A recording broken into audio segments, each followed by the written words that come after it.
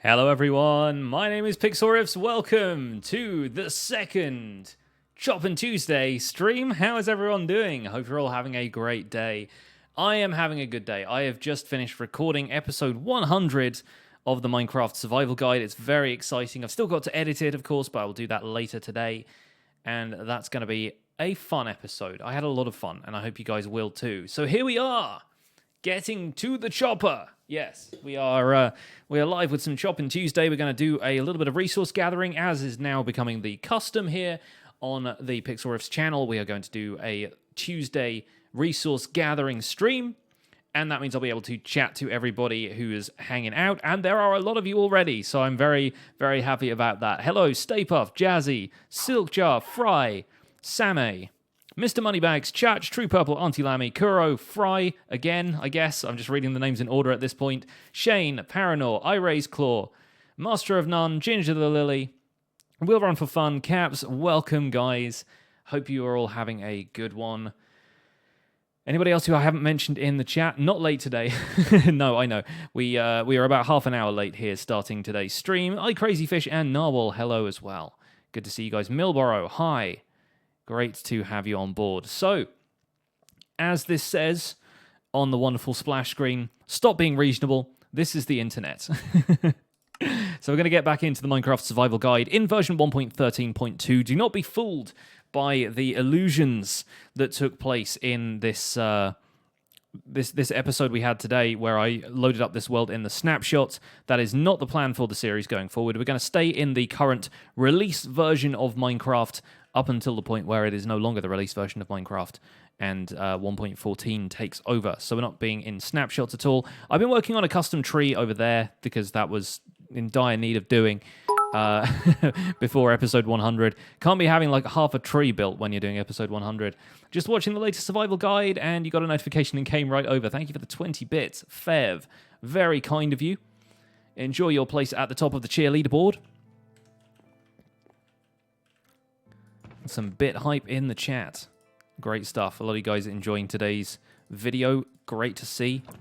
Glad you liked it. I quite like it too. It's nice to be able to mess around in the snapshots a little bit and see what's coming up.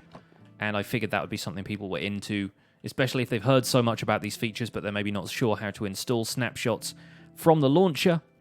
That is how you know. That's how you know.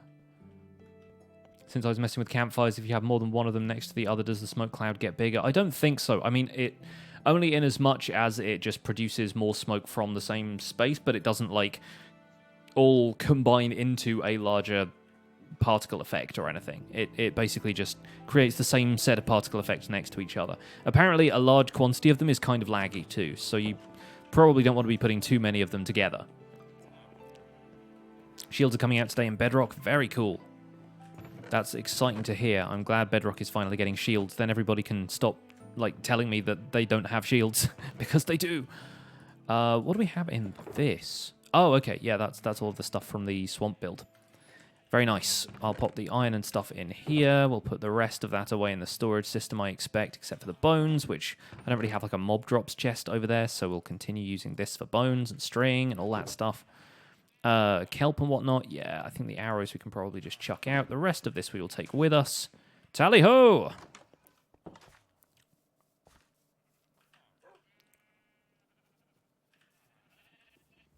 There's a mark on the screen from my green screen over my left shoulder. Really? I don't see too much of it. Sort of, okay. There we go. Tweaking the webcam a little bit. Had to move it around because Mrs. Riffs was on the stream the last time. There we go. But yeah, the problem with the green screen is it's rounded at the corners, which really doesn't make a whole lot of sense. Minecraft, an infinite world with unlimited possibilities, but don't try and do anything with it because lag. Yeah, pretty much.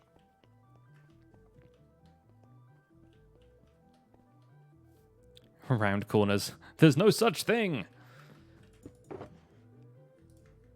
We don't have round things in Minecraft. Alright, let's put this stuff away. Excuse you? That was not a chest. That's a chest.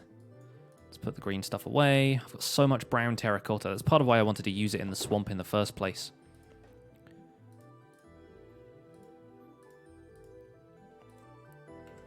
My latest episode I loaded up in Creative, wouldn't that mess up achievements? No, for a start, achievements are not affected by that in Java, and secondly, I didn't actually use this world. I used a backup of this world. I took the backup, I loaded it in the new snapshot, and then I loaded it again from the backup. So nothing that I did in that snapshot world has actually changed anything about the canon Minecraft Survival Guide world, I guess. I appreciate your concern, but also, yeah, advancements are not affected. You can still get advancements in Java Edition in creative mode. Round things in Minecraft are cursed, right? Let's put the cactus green away in here. I will need to bring a stack of spruce logs, or roughly that sort of amount, with me. The rest can all go in here. Man, I'm slightly disoriented today just because of the amount of stuff I've just done for the episode 100 extravaganza, so sorry if I'm a little bit spacey at the start here. I will be getting to mining relatively soon, and then I'll be able to relax into it and chat to you guys a little bit. Jungle planks. Okay, those can go in there. The ladders can go in here. Blue orchid can just go on the ground outside, I guess. And all of the kelp. Where can the kelp even go? Where does a kelp? Let's put that here. Plant matter next to the flowers. Good. Where is the ghost teacup? The tea is still steeping in the pot, but I can pour that now. If you haven't seen me drink tea, it's because the tea's not ready yet. Because if it's ready, I'll drink it. We got cannons. I could make some cannons. Probably won't, but I could. Also, I need to repair my elytra. That's probably going to be a necessity. Let's get the backup gear. Let's throw the shears in there. I have some spare elytra in there as well. So, do we want to bring any shulker boxes with us? I don't think so, because we moved all of the materials out of there last time, didn't we? Am I still in the snapshot world? No, I am not. Let's go to the Blaze Farm and heal these elytra first. Let's give them a quick mend. Crispy M&Ms today? Nope, grapes. I am out of M&Ms right now. I have not been out to the shop. Am I making an auto wool farm? I will once the snapshot arrives, yeah. Not today, though. Auto wool farms are going to be so much easier in 1.14. No M&Ms, I know, right? The grapes of wrath to be taken out by chopping trees.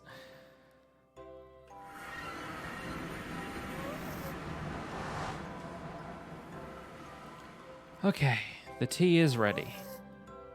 I'm going to take a sip. Good stuff. Good stuff. I need to make an M&M farm. I do.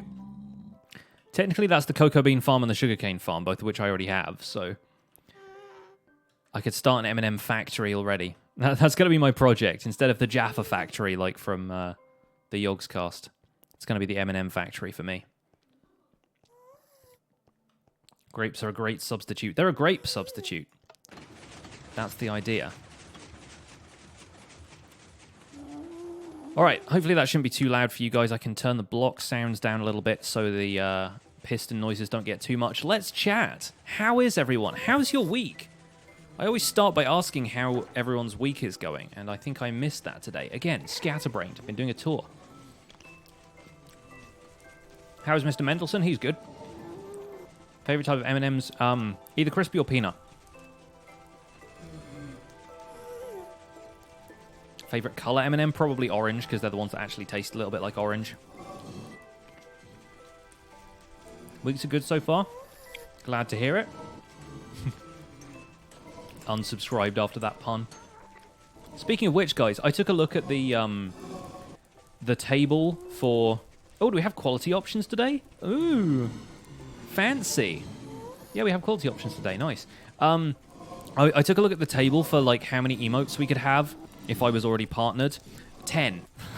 Turns out I've got space for 10 emotes. Except I'm not partnered yet, so I don't. But the third emote is probably going to be worked on today by Joel. So, if he starts roughly the time I'm finishing, then potentially we could raid him, and you can see the Space Tea emote taking shape.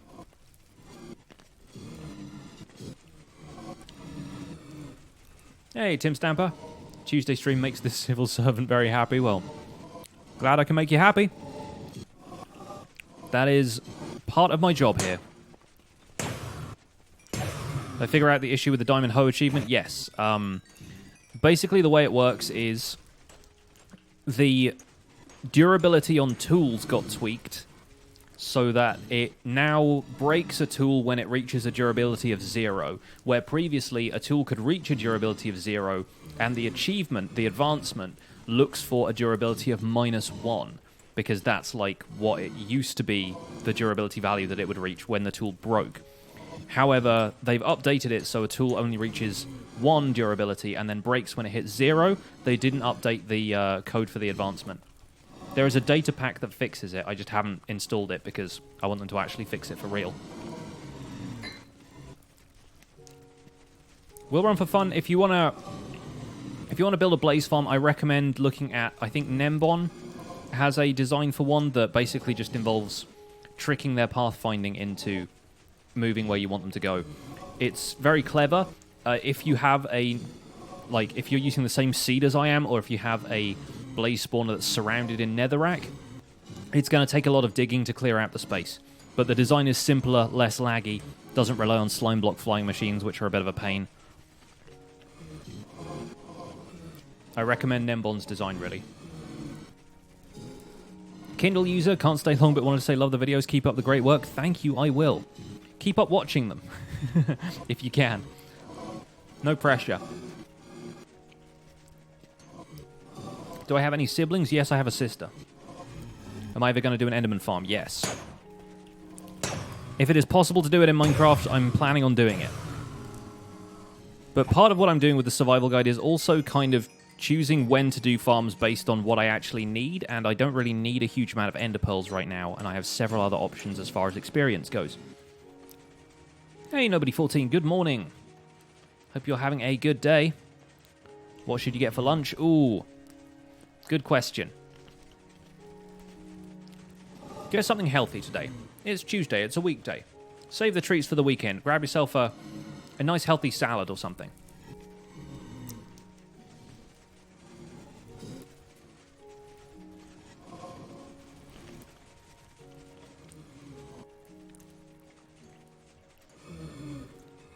What's my favorite food? Oh, I've got a few. We were talking about this last stream, actually, and I feel like it's really boring to say pizza, but pizza genuinely is rather good. Also, something just hit me from behind. It makes me incredibly nervous, but I think that was just a blaze going through the system. I'm like, ugh. Something's just spawned behind me. Tap me in the back. Well, to be fair, I'm just going to kill them anyway, so...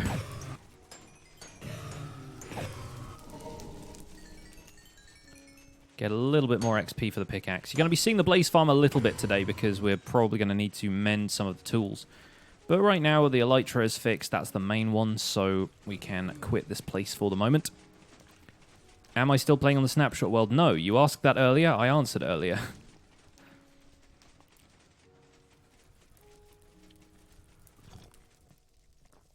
Pizza is an easy answer, but is it the correct answer? I mean, for me, probably. Like... I don't think there's ever been an occasion on which I've gone, no, not pizza. I don't want pizza.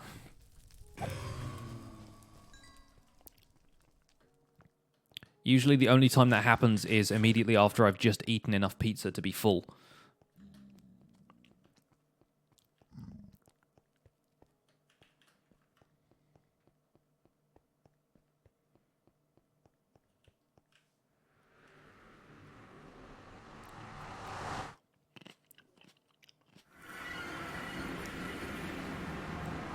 Eric Chong says, by the way, I want to thank you. Your videos put me through so many study sessions. Love your soothing voice. Thank you so much. Hope you like it when I eat grapes too, because apparently I'm starting off this stream doing that. But now, give or take the putting away of some of these blaze rods and mob drops, it is time for the chopping to begin. Today we're going to be chopping some stone. Dang it, I picked up those arrows. Yeah, we're going to be chopping some stone today because I need to harvest a little bit more stone. And as far as wood supplies go, I'm actually okay for wood right now. We might do a little bit of tree farming later, but the wood I've been using over in the swamp has mostly been wood types that we have in abundance. So that's okay. Get to the chopper! And over here somewhere, there it is. There's the beacon. Hype for the chopping! Let's see those hype hands. Mining Monday, Chopping Tuesday. Mining Monday is not a thing. Chopping Tuesday, we are making it a thing. Also, let's see if we can get these skeletons to fight each other. Oh, one of them just killed the other one. Fratricide! Get underneath the overhang. You can't see me. Ha ha ha. Oh. That guy can.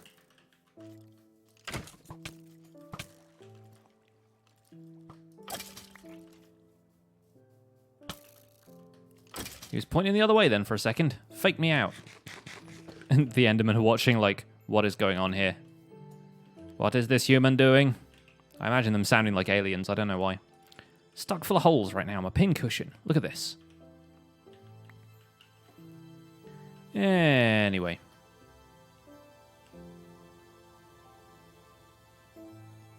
The nerve. The nerve indeed. Nerves. Things that skeletons don't have.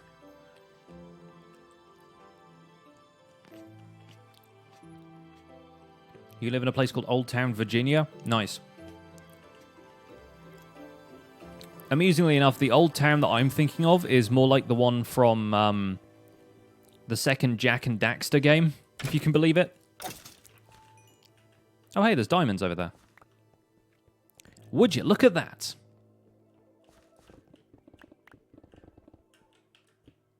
Already we're gathering diamonds, guys. Already. One of those diagonal veins as well. Nice. How far down are we? Y11, I expect. Yeah, that's where I set this farm up in the first place. Oh, there's just tons of ore lying around in here. Wonderful. Why do I never take this stuff up to the surface? And lapis. Right. Back to it. Let's get chopping. I missed the diamonds. I don't know when I dug this mine out. You know, one of those means. Who wants to play some Minecraft?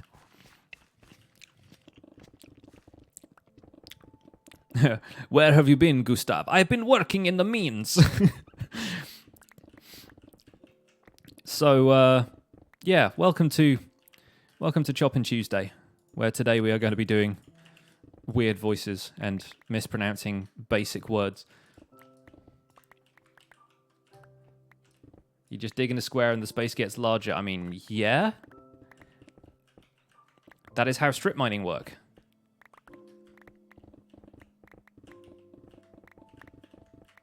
Sadly, we don't necessarily have a huge beacon radius left, but the beacon works in a radius of about 50 blocks in every direction, except up. Upwards, it continues, like, forever. So if we're just after, like, stone, as well as, like, I don't really need the resource blocks. I don't need the ores and stuff, because we're farming gold, we're farming iron. I probably need redstone more than anything. Like, I've actually been using quite a lot of redstone lately, so... As you can see, though, there is quite a lot of redstone in this place. How did I not take full damage? Elytra.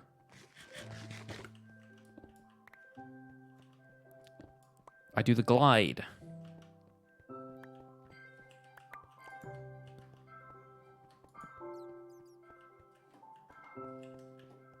Digging stone and slipping slowly into madness. Basically my channel. It me.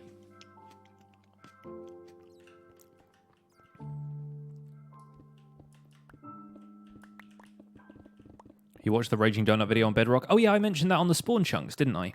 I was like, that episode isn't coming out until Thursday. But yes, episode 101 of this series, we break Bedrock, we go to the Nether Roof. It's a fun time.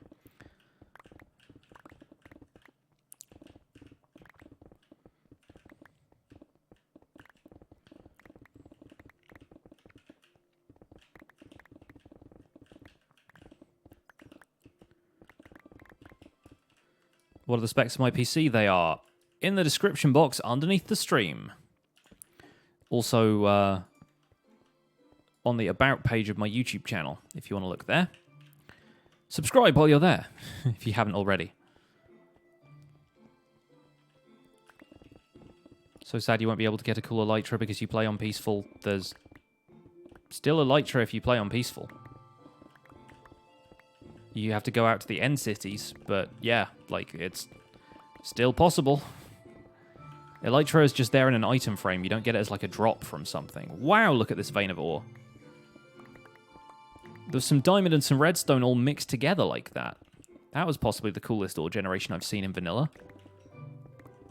I do have a couple of screenshots saved, weirdly. I don't know if they're on this PC or if they were just on my old PC, but occasionally I have found tunnels in, say, like an abandoned mineshaft at Y11 or something, where there has been basically every type of ore in one screenshot, just naturally generated.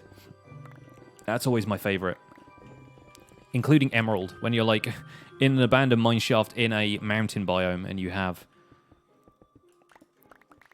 redstone, diamond, emerald, gold, lapis, iron, and coal all in one place. Hey, Delphinius, welcome along.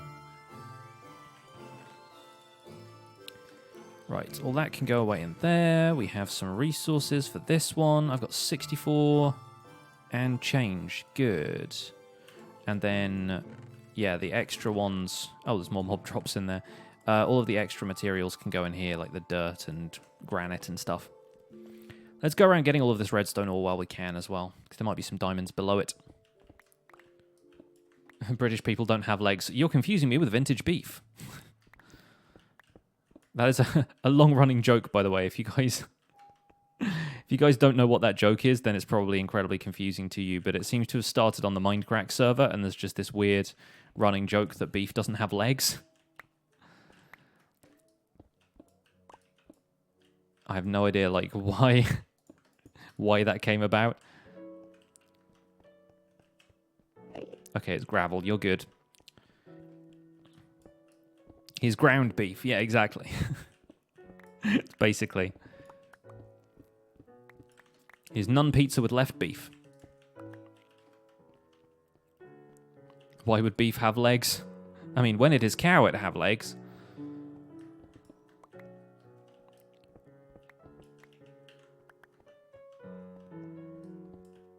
Can you have leg of beef in the same way that you have leg of lamb?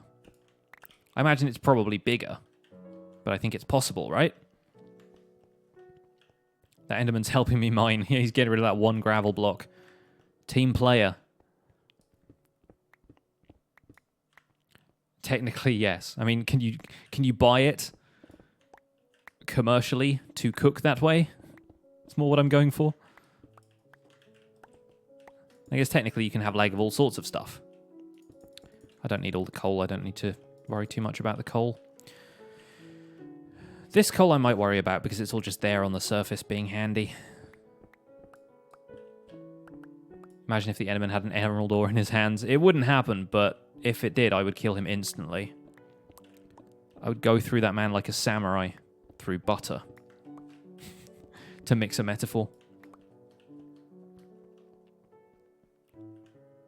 Still holding gravel, though. You guys got me paranoid now.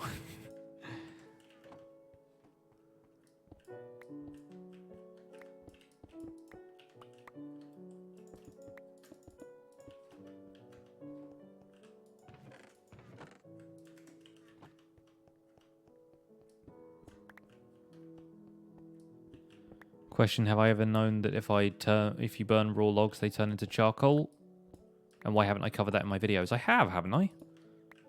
I don't think I ever made a video that was titled, like, look, you can make charcoal, but I'm pretty certain I've made charcoal in a video. If not, it's going to be one of the blacksmiths that does that anyway. The forest blacksmith is going to use charcoal.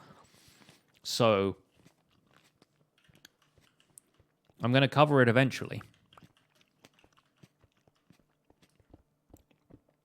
But there are so many little details like that, and I've made 100 episodes at this point. I'm sure I've missed something. But yeah, I know about charcoal. Mostly I don't use it that much because I have coal and I use wood for building, and I find wood more important for building with. And, you know, crafting stuff. Whereas coal is just for torches and maybe sometimes coal blocks and smelting. But for the most part, I don't see much of a need to get charcoal if you have a decent supply of coal. And other fuel sources, like I've had blaze rods from very early in this series.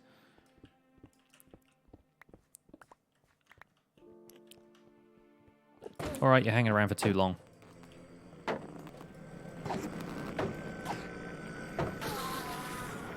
take your ender pearls. There we go, Enderman Farm tutorial. Sorry about the noises, they're really loud.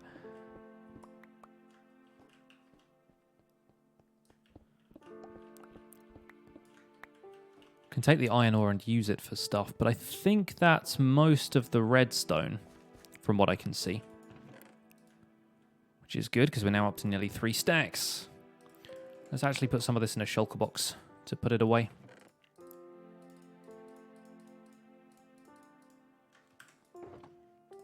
Because this is all the important stuff right here.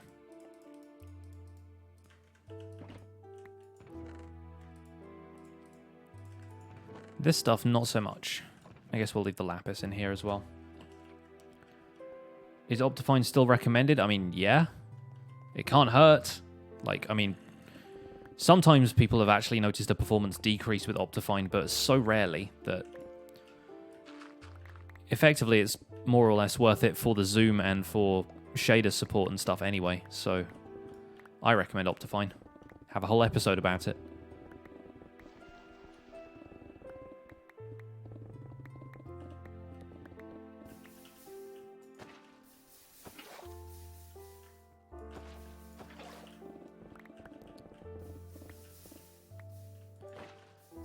Losing a couple of stone blocks in here, but that's fine, I guess.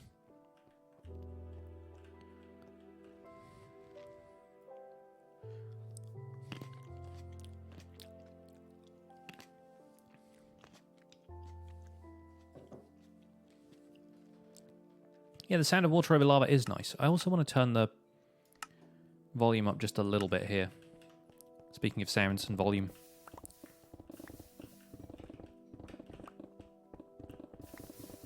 There we go. There's another big lava pit for us to throw all of our equipment into.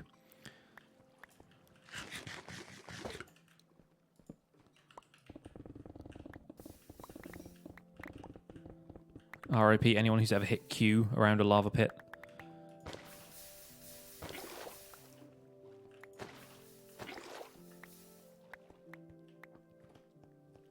Tip number 594. Bring buckets of water.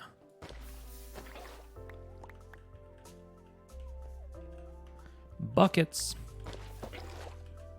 Is it possible to make an Enderman farm in the overworld? I mean, possible? Yes. Recommended? No.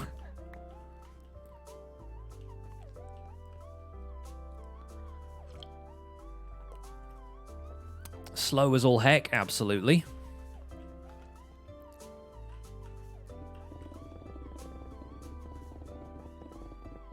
Emerald ore. That's the stuff we're here for. I mean, the stone, yeah, absolutely. I need the stone. But this, that's my jam.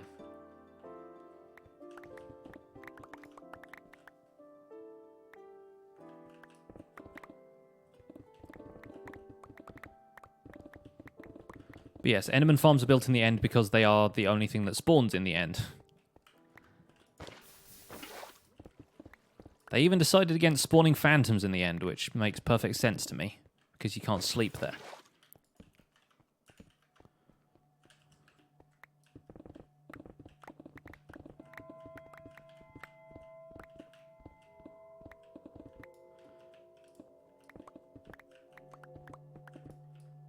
It's a bit of a pain dealing with the teleporting. I mean, I assume you could probably make an Enderman farm just by making a spawnable area for general mobs and filtering them the way you filter general mobs, but then have an endermite in the overworld. Like, it'd work the same way, right? People just don't do it because there's no point. You can get much more efficient enderman spawns in the end. But if you imagine setting up a general hostile mob farm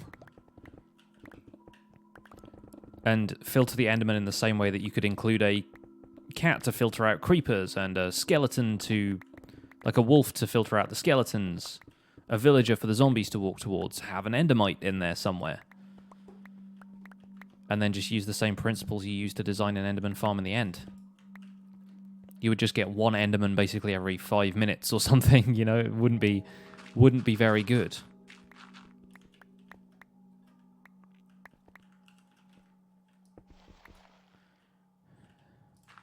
Yeah, they decided against having phantoms in the end, which, yeah, really does make a lot of sense. But originally in the... I don't know if it ever actually happened in the snapshots, but I think just when they introduced the concept of phantoms in general, it was...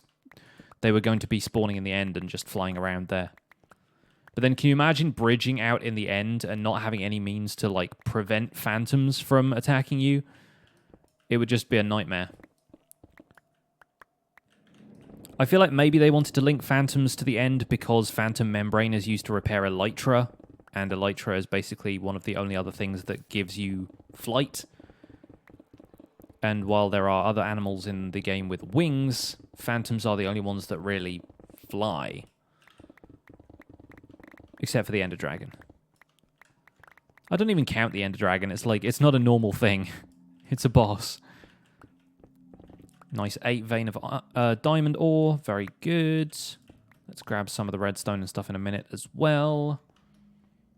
There was one snapshot where they had them decide it was a bad idea. Yeah. There are definitely mods that add some hostile flying creatures to the end as well. I can't remember which one it is, but it's the one that's like Nether X, but for the end instead of the Nether. Is it Ender Expansion? I think it's Ender Expansion. It adds like these weird invincible flying things.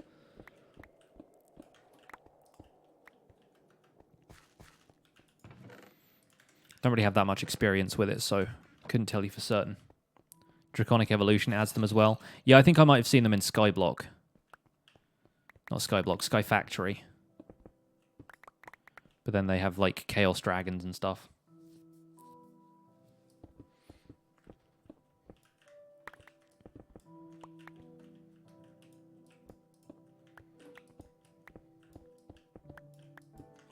What's my opinion on Grian's idea of the air conduit and how that would theoretically work? We talked about it on the episode of the Spawn Chunks Grian was on.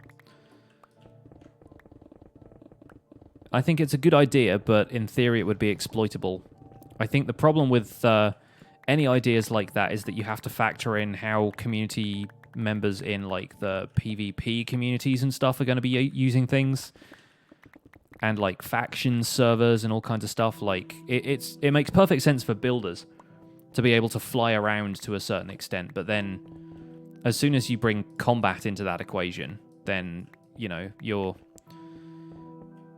sincerely modifying it, and as soon as somebody steps into one of those things, like, it's so difficult to hit a target that's moving in 3D space and can travel on all three axes. Like, that's genuinely very difficult. It becomes like, combat would become more like a space dogfight than anything else.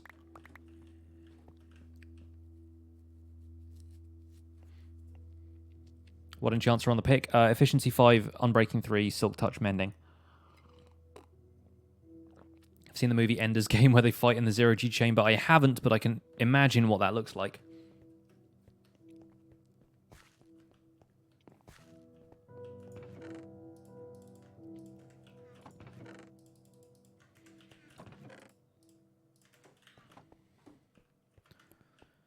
We might actually have to move the beacon at some point. Everyone ever played the original Descent? I have! I loved that game. It was very difficult. To me, as a 9-year-old, or whatever, however old I was when I played that. But yeah, I remember playing that on those like early 3D PC games. Oh man. I've not thought about Descent for a long time. It was good though, yeah. All those crazy spaceship type things. What even were they? Like, half the time they didn't even look like they were spaceships. But you were just going around this giant mine almost, and you had to, like, find your way out of certain areas. May still have Descent on a CD, right? If we're talking Blast from the Past, I think I've mentioned this on streams before, but ages ago. There was this RPG. Oh, I didn't even pick up the diamond ore. Oops, don't let that despawn.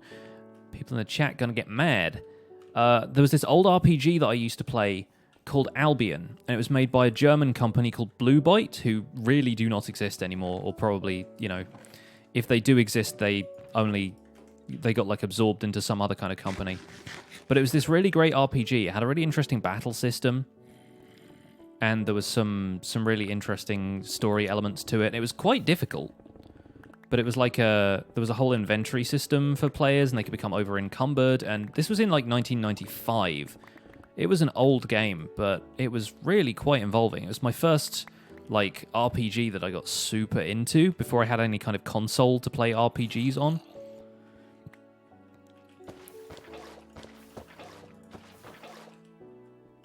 You loved Albion? Good, glad you heard of it.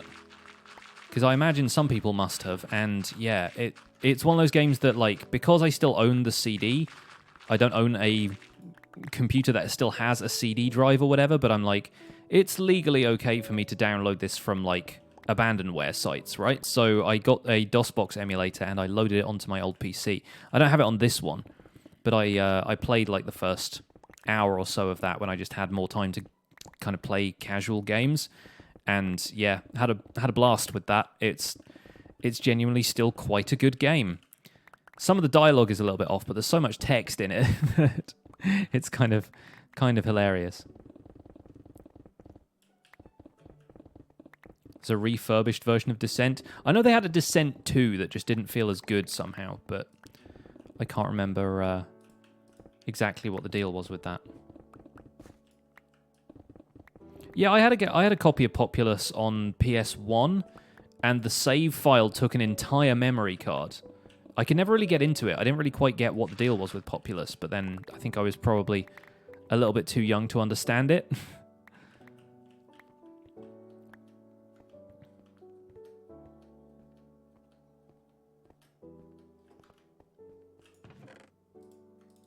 How do you use dynamic lighting in Minecraft? You have Optifine, go to video settings, switch dynamic lights on. And then everything lights up around you, and you can't tell where to place torches. It's my problem with dynamic lighting. It's why I don't use it very often. I'm like, where is the optimal place to place a torch here? I do not know.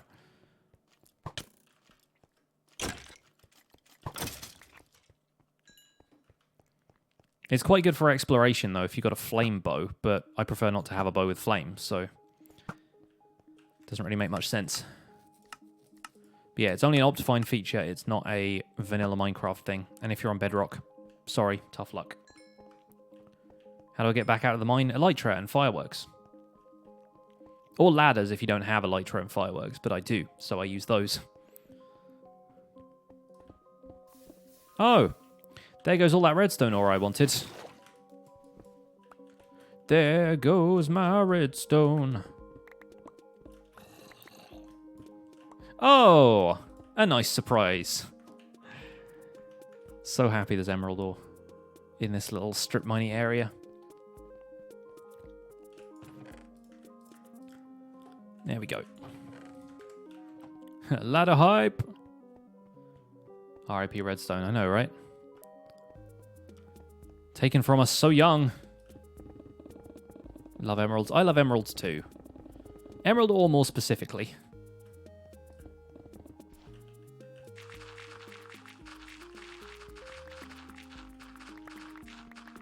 But we always want what we can't have.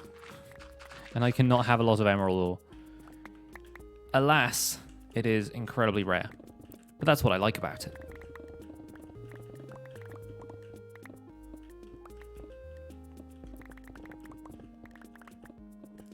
Hey, more diamonds. I think I'm going to keep the diamonds as ore blocks and use them to decorate something. I was looking back through some of my old stuff and my time-lapse videos from Decidedly Vanilla Season 4 where I made the beacons in the jungle. I really liked how those time-lapses turned out. I like to think that so much of my craft, so much of my like YouTube experience and stuff has come through in the last, 6 months as I've been making Survival Guide. I feel like I've really improved in my presentation and everything, but DV Season 4 is still pretty solid, I think. Those time-lapses. It helps that they had replay mod, which is not available to me right now. Not in 1.13 anyway. They're working on it though. I don't know if they actually have a solid timeline for it yet, but they're working on it. Is there a way to make diamond farms? No, it might be a bit OP with the diamond farm. You can farm diamonds if you duplicate stuff, but there isn't really a way of farming diamonds because nothing drops them except diamond ore blocks. But yeah, duplication is the only way to get diamonds other than mining for them.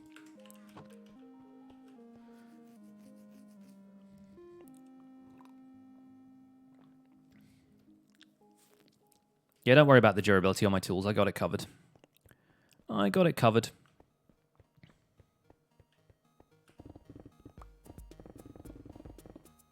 I know what I'm doing. I know my business. Of course, now I've said that, it's going to break, but...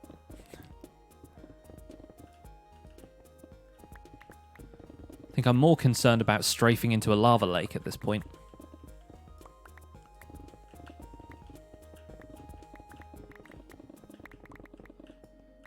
I've lost count of how many emerald ore we've got, and that's a good problem to have. I'm pretty sure that's 5 from this session.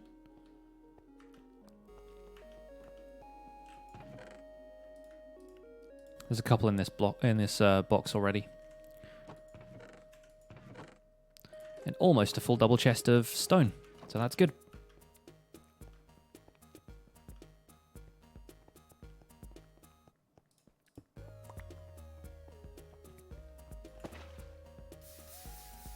Is 55 diamonds enough for the end fight? You don't need any diamonds in particular for the Ender Dragon. It helps if you have diamond armor and tools, but that's only if you worry about getting attacked. And a lot of people prefer not to take their diamond stuff to the end if they don't have very much of it, because a lot of the time you have the risk of getting knocked into the void. 130. Okay, we'll go and repair this soon. I really want smooth stone more than I want cobblestone from this, so I really think Silk Touch is going to be the way to go here. Should we try making another Silk Touch pick as well? I don't really have a backup for this thing, and that feels like something I should have. I've got enough diamonds for it at this stage. I might as well. Levels is the only other concern. I don't think I have a Silk Touch trade or a Silk Touch book, so might have to look into that. Didn't I do it in iron? Not on this series. Had a bunch of people yelling at me in my comments saying, like, why would you go to the end in diamond stuff? I'm like, you can find diamonds anywhere. It's not a big deal. Also, I'm a professional. Let me fight the dragon. It's all good, though. People got their preferences. I ain't gonna hate on anybody for that. There we go. We got a full chest of stone. That's excellent. And we can put some of this stuff away and take the rest of these ores with us. Guess I'll take the ender pearls as well. And watch as I escape the mine. Ta-da! In just 2 fireworks.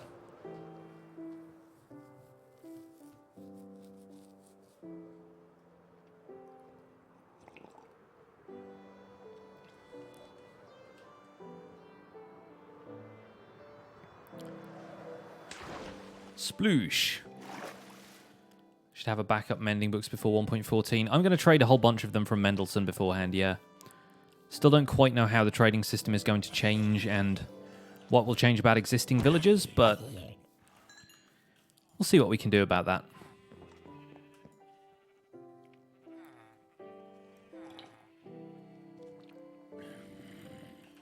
Oh, realised I've still got a little bit more tea in the pot.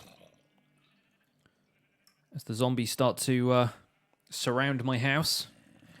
What is this, 7 days to die? Loyalty Trident or Infinity Bow? Infinity Bow all the way. So we don't have... We have like efficiency and stuff. We don't really have Silk Touch in here.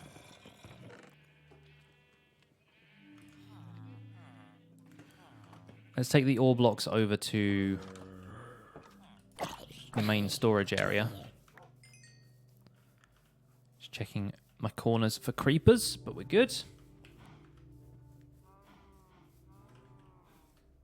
You've watched someone fight the dragon with a potato.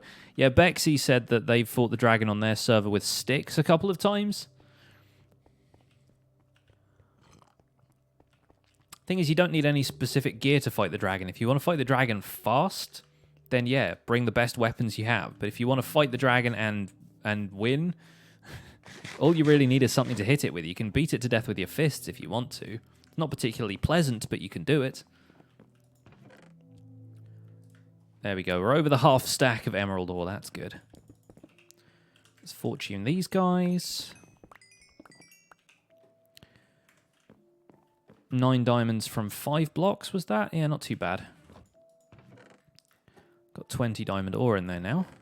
A little bit more redstone. We'll definitely fortune some redstone later. Because I need some redstone. 54 diamond ore, not bad, not bad. And there we go, 8 emerald ore blocks in here as well. Taking us to a grand total of 43. Nice. I'm happy with that. I can be comfortable with that. Can you fight the dragon without any potions? I didn't even have potions at the time. Slow falling works if you've got elytra, and sometimes it can save you the full damage, but don't worry about potions. It's the Enderman that are the hardest thing about the dragon fight, to be honest. Like, avoiding the Enderman is the most difficult bit. In my opinion. I know some people have difficulty fighting the dragon because it swoops down at them and stuff, but yeah, I personally find the Enderman are the toughest part. Can I show where the input chest is for the diamond ore and stuff like that? There isn't one, I just do it manually. I mean, technically speaking, there is still like a hopper chain behind here, but I never used it. I just decided to design it this way, and in my head I was thinking there's going to be one hopper chain that goes around all of these, but then I thought, nah, I'll just do some of it manually and some of it automatically.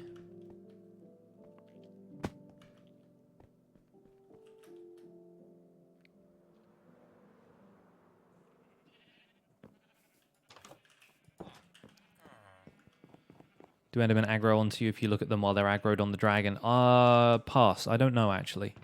I don't think they switch focus, but they might do. Endermen seem to aggro for no reason sometimes. Pigmen do that. It's when pigmen get attacked by something that isn't you, and then they still get mad. I'm like, what? A skeleton shot you. How are you mad at me? They're like, anything with a bow is you. I don't have any... Yeah, I don't have any... thingies, you know. Backup pickaxes. Those guys. Let's make a few of these. And then let's go and get some levels. What do we think, folks? Guardian Farm or Blaze Farm?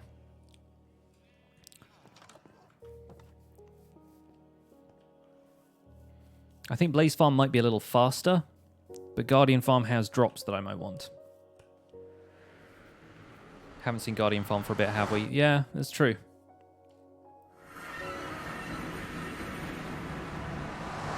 In that case, we will need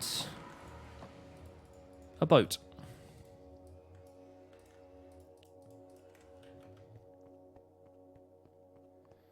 Yeah, some people are saying Guardian. I think we'll go with Guardian.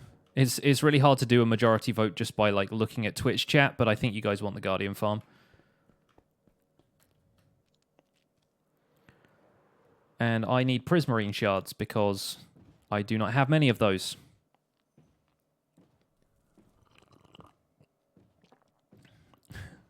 I'm in a boat. Excuse me? Thank you.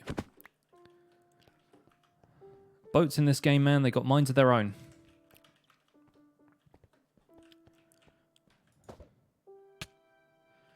And a nautical thief, Pashmina Afghan. Have I ever played Stellaris? I have not.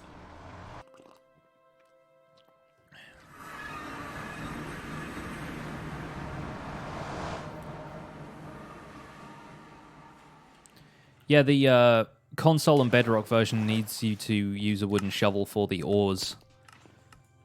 And I mean, O-A-R-S, not O-R-E-S. Did I spell that right? I think I spelled that right. I have so many prismarine crystals at this stage. There's another chest back there that's half full of them. Excuse you.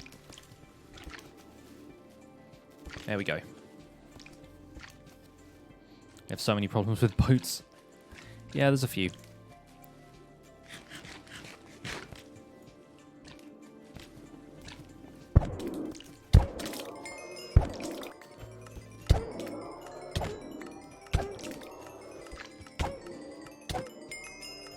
There we go. There's the XP trickling in. You guys called it with the Guardian Farm. It's a little bit less noisy than the Blaze Farm as well. Completely forgot about all the work we did underground here. Yeah, it's looking pretty good. It ain't looking too bad. 130 people here right now. Thank you all so much for showing up today. I know it's Choppin Tuesday. It's usually the chill stream, but if you guys wanted a chill stream, you've come to the right place. If it's your first time checking out the stream, please do drop a follow. I've noticed some people dropping a follow today already. If you really like what you see, then you can always subscribe, especially if you're a Twitch Prime user who has not linked your account to Amazon Prime and claimed your free sub. Thank you for having a great stream for us. Hey, you're welcome, Mr. Moneybags. You are welcome. Would I have a biome or place to recommend to farm diamonds? Just go to Y11 and mine. Like, diamonds generate the same anywhere, basically. So, as long as you are in a biome that has underground areas, then you'll find diamonds. Personally, I like to mine in mountain biomes, but that's just because you can get emerald ore as well. But then I usually have a silk touch pickaxe, which some folks might not always.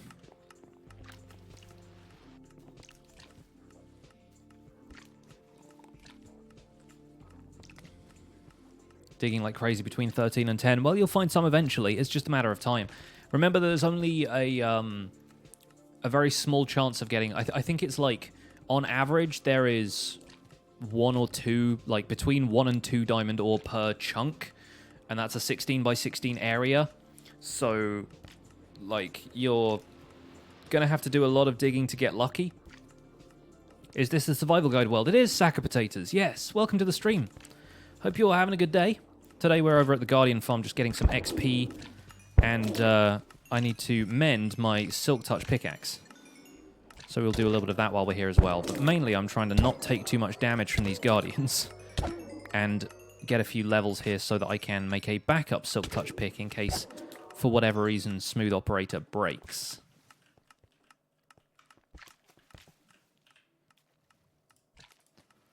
Thank you to those of you who are dropping follows. No matter the seed, bedrock always spawns in the same pattern in Minecraft Java. Yes, I will discuss that in Thursday's episode where we break bedrock. Because the nether roof is always the same as well. And that means that you can actually rely on some people's coordinates to find specific patches on the nether roof, which used to be more relevant when people killed withers there more frequently, which is still possible as far as I know. But yeah, I think some people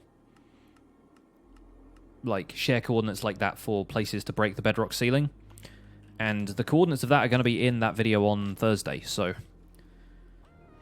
yep, you will get a bit of an extra info dump about that stuff. I'm wearing so much mending armor right now that most of the experience is going to go to my levels bar, but it's still going to start mending the pickaxe a little bit, so that's good. 1.13 changed nether bedrock gen. Yeah, it did. It did. And that was intended so that the wither cheese wasn't super possible, but then, of course, we have the bedrock portal in the end, so it didn't make much of a difference. Do I have a plan for my next stream? We're probably going to do some building around Founder's Forge. Either that or we'll do some of the more of the archways in the mountains. But that's going to be on Thursday, so yeah, don't have anything major planned for that quite yet. What are the dispensers for? If you disable the dispensers, then you can suck the water out of that area and the Guardians will die automatically from full damage and fire damage. Bullymaster 2K. Hey, Pixel Riffs, love your vids and the recaps. Keep up the great stuff. Thank you, I will.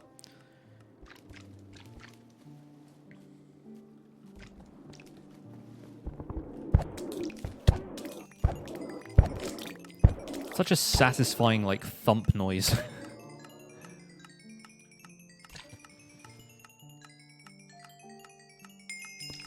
There we go. It helps if I'm not holding my sword a little bit as well.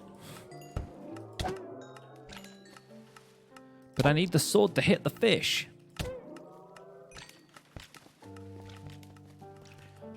So much extra raw cod after all this as well. Thanks for the cod, man. Oh, careful. Got to bob and weave behind these pillars. Hey, Tuxedo Cat. Do you even chop, bro? Urgh. I had so many sequel titles in mind for the Choppin' Tuesday, like, subtitle. Too Chop, Too Furious was one that I considered.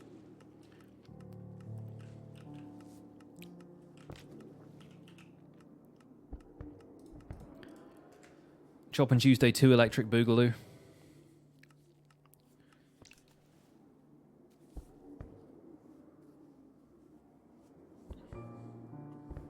Sounds more like bludgeoning than cutting. It sort of does. Bop. Yes, give me all the XPs.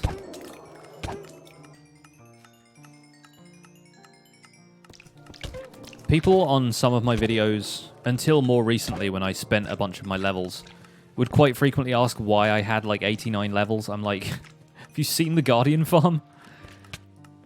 It's a little ridiculous. I have built like several different XP farms over the course of this series.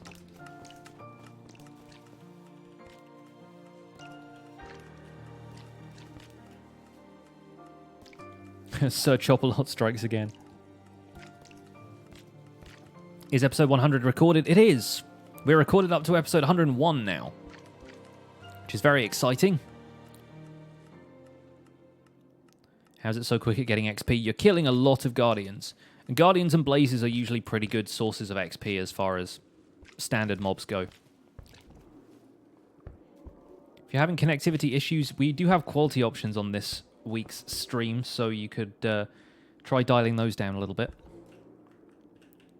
101, you're a college intro course. I know, right? I was considering just, like, starting over for episode 101, but the sheer size of the town that I'm building means that I'm really not done with the area that I've got right now, and I don't really want to make a fresh start on the series until I'm at least complete with a certain project. I think Founder's Forge is one of those things that I'm going to be building for a while, but I still have a ton of stuff to teach. But then, if I end up doing like a Season 2 of Survival Guide, we'll start out in the middle of nowhere, in the same world, we'll have no gear, but then we'll make a completely different style of base. Like, we'll do like a cave base and stuff like that. Start over episode 1001.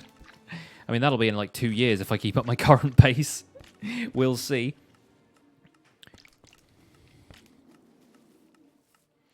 On episode 32, are villagers still an issue transport-wise? No, not really. Several people pointed out that I could use bubble columns to move them around to, like, the iron farm and stuff. So there's some stuff that I could have done in a more easy way. As for the snapshots and stuff, I'm pretty sure you can still move villagers around mostly the same way. But you have a little bit more control about where they go in 1.14 because they have to work at a workstation during the day. So you could, in theory, kind of like bait them around a little bit with workstations. It depends entirely on whether they can see workstations through blocks, and I haven't figured that part out yet.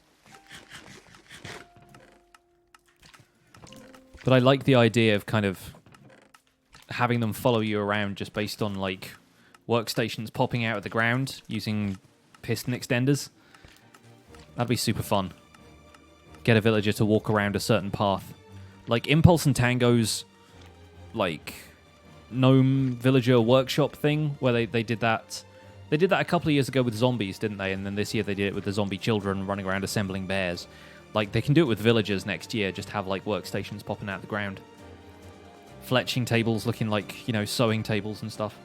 That'd be fun. Episode 101 being recorded means I've now switched the difficulty to hard. I have not, actually. I intended to do that on episode 101, but then when I recorded episode 101, I thought it was going to be episode 98. And the difficulty thing is something we're probably going to do like at the beginning of next week at this stage. But yeah, the villagers in the farmhouse will need some sort of protection. But then again, I don't use them all that much anyway, except for Mendelssohn, and Mendelssohn is kind of safe. I'm pretty sure he's even safe from zombie villagers. The guys in the trading hall are fine too, so don't need to worry too much about it. But yeah, I will give those guys who are in the living room area a little bit more protection. Am I planning a hardcore run within the tutorials? Probably not for the survival guide world, because I don't like the idea of dying and then losing all my progress. But it might be nice to do a hardcore survival guide. It's basically the same thing. Like, I haven't died all that much in this world. So I think the majority of my advice is just going to be, do what I did before, just don't die.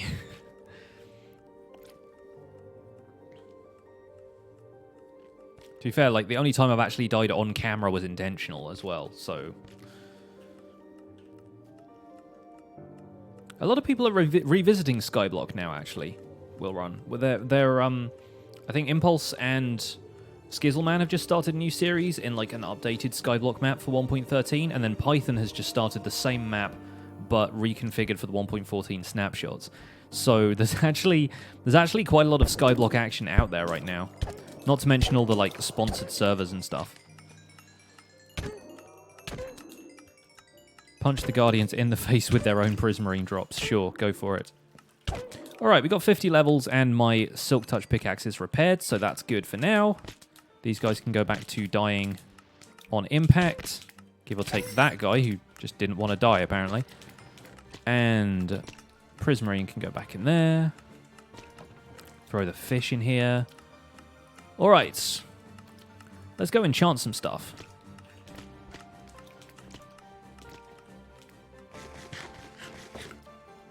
Those darn thorns, I know, right? My armor probably took a beating throughout all that, but thankfully it's all mending, so it was all fixed again relatively quickly. You like the liquid moving texture in the sea lanterns? Yeah, I like that too. The Prismarine animated textures are just so fun. The fact that Prismarine changes color is still really appealing to me.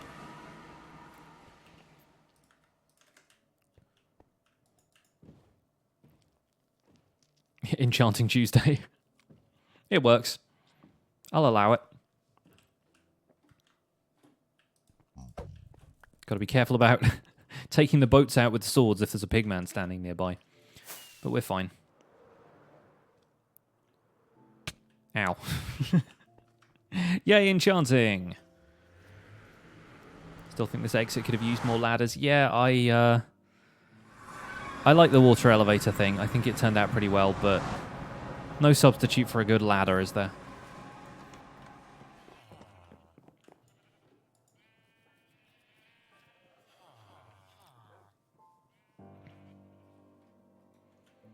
Wish you could fly that easy with Elytra. Let me guess, Pocket Edition player.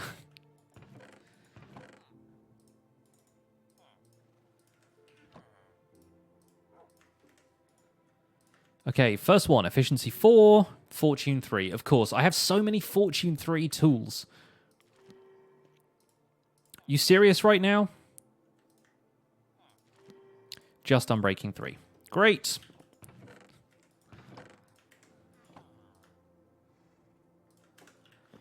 Time to waste all my diamonds on this then, huh?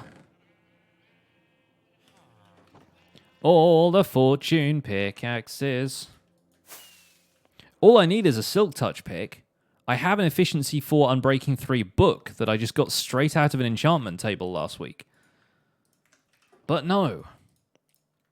You're just going to keep throwing fortune at me.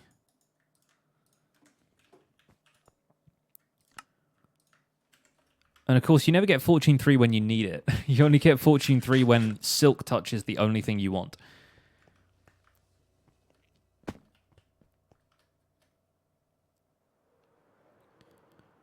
Minecraft really wants me to have cobble and emeralds, apparently.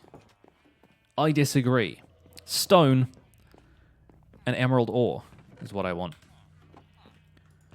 In the meantime, though, this can go in the backup gear toolbox because no doubt I have a bunch of fortune pickaxes in here as well. Actually, I don't. Turns out not so much. Right, Unbreaking 3, Fortune 3, Efficiency 4s. And, yeah, I've already got one on me that's got Fortune and Efficiency.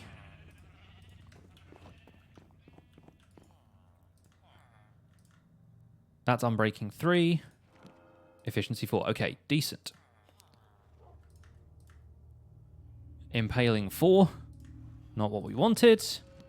Efficiency 4, Unbreaking 3. Okay, good.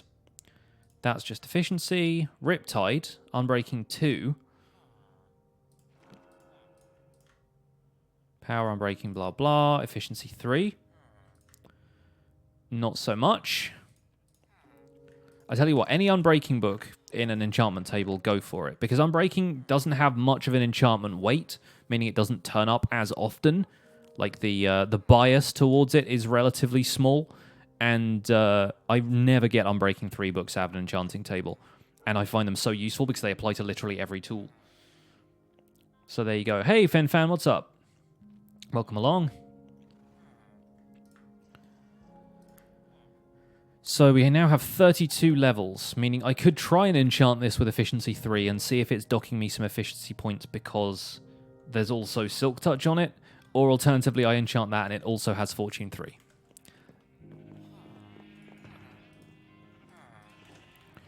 Alternatively, I go through all of the librarians I've ever known to see if any of them has a Silk Touch book, which I don't think any of them will do.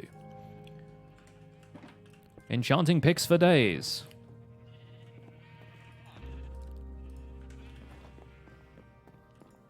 I think what we're going to do is enchant a couple of trash books. Apparently Ender Pearls. There we go. Efficiency 1. Efficiency 4. Better, but still not guaranteed. Bane of Arthropods 1. That's going straight on the fire. Unbreaking, efficiency. Sharpness. Sharpness 3. Are you serious right now? Come on. Also, Silk Touch is actually potentially more likely if you have a slightly lower level, I think. There's something along those lines, but I don't want to mess with that. There's a way of dialing that in more accurately that just I never bother with. But yeah, we have one Efficiency 4 Unbreaking 3 book in there. We do not have the Silk Touch. All right, I'm going to bank it on this one here not being another Fortune 3 pickaxe. What does placing the torches do? It reduces the amount of bookshelves that can direct their power to the enchantment table, And then when you put something in there, it's a lower level. See, that says 26 now instead of 30. I take the torches away. Level 30. It doesn't change, like, it doesn't re-roll the enchantment table and change what enchantments you get when you put the torches back in your inventory, but it can potentially show up different enchantments if you've got a lower level. Here we go. Efficiency 4. Fine. Let's see if we get anything else. Let's throw in like an iron pickaxe or something. I have a silk touch iron pick here, but the quest continues. And it's not on any of the books. Okay.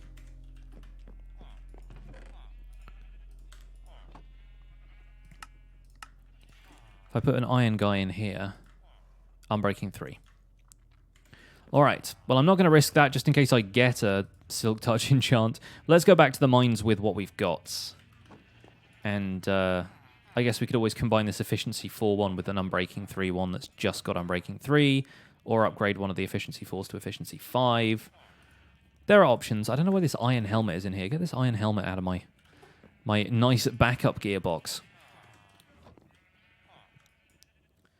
Use Earth Computer's RNG manipulation tool. There you go. That's how you'd find the optimal amount of levels for Silk Touch. I'm not going to worry about it right now, though. I don't care too much. 4 Elytra sets and 20 Shulker shells. Yeah, I've done some end raiding off camera. It's not like a huge deal, because going back to the end for the survival guide, it doesn't really make a huge amount of sense. The only thing I could show you is just, here's how I raid the end, now I have Elytra, and it's just me flying between end cities, which I guess I could do at some point, but I don't think it's really content, you know? Let's put these boats away. Slowly amassing all the boats of every color. And, yeah, let's put away this one spruce plank, otherwise that's going to cause me grief later.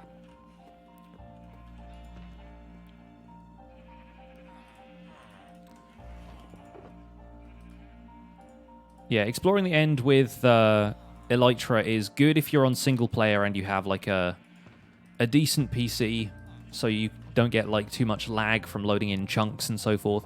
If you're on a server, it is a very mixed bag, and can ultimately result in you losing all your gear by jumping into the void, because on a server things tend to rubber band and lag a little bit when you're generating new areas of the end, especially if there's a lot of other players around. So it might be a little bit dangerous to attempt that in multiplayer.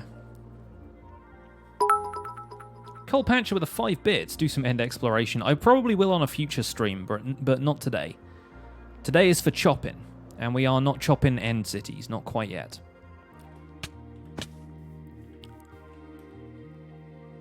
So yeah, here is how you don't take any full damage going down a shaft like this.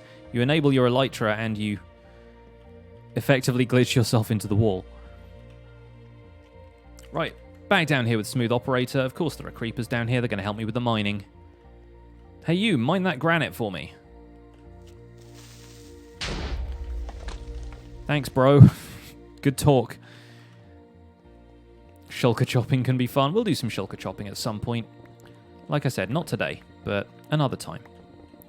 Whoa! Okay, we are apparently ringed in with lava. I've fallen into a burning ring of fire.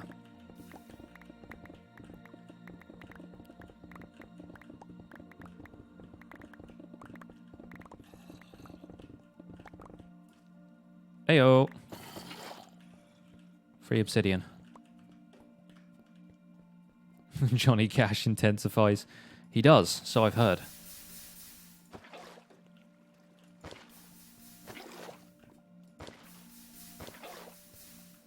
No more extra hot curry. Is that what lava is? Minecraft world is actually full of curry from Y11 further down. Whoa, careful. Don't worry, I got this. I'm a professional. He says, unable to get Silk Touch on a pickaxe.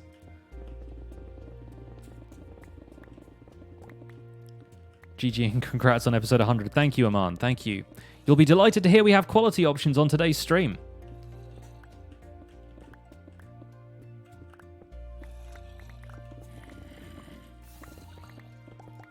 And I was also a little bit cheeky. I put in the, like, stream opening loading lines that we had 80,000 subs.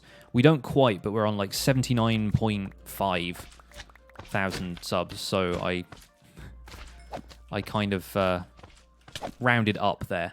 But it's at the point where, like, the YouTube dashboard does this thing, right, where if you click in the top right-hand corner and you're, like, halfway to the next 1,000, it rounds up for you. So it'll say, like, 50k subscribers when you've got, like, 49,600 or whatever. So right now it says 80k subscribers for me, and I'm like, chasing those numbers, man. Chasing those numbers.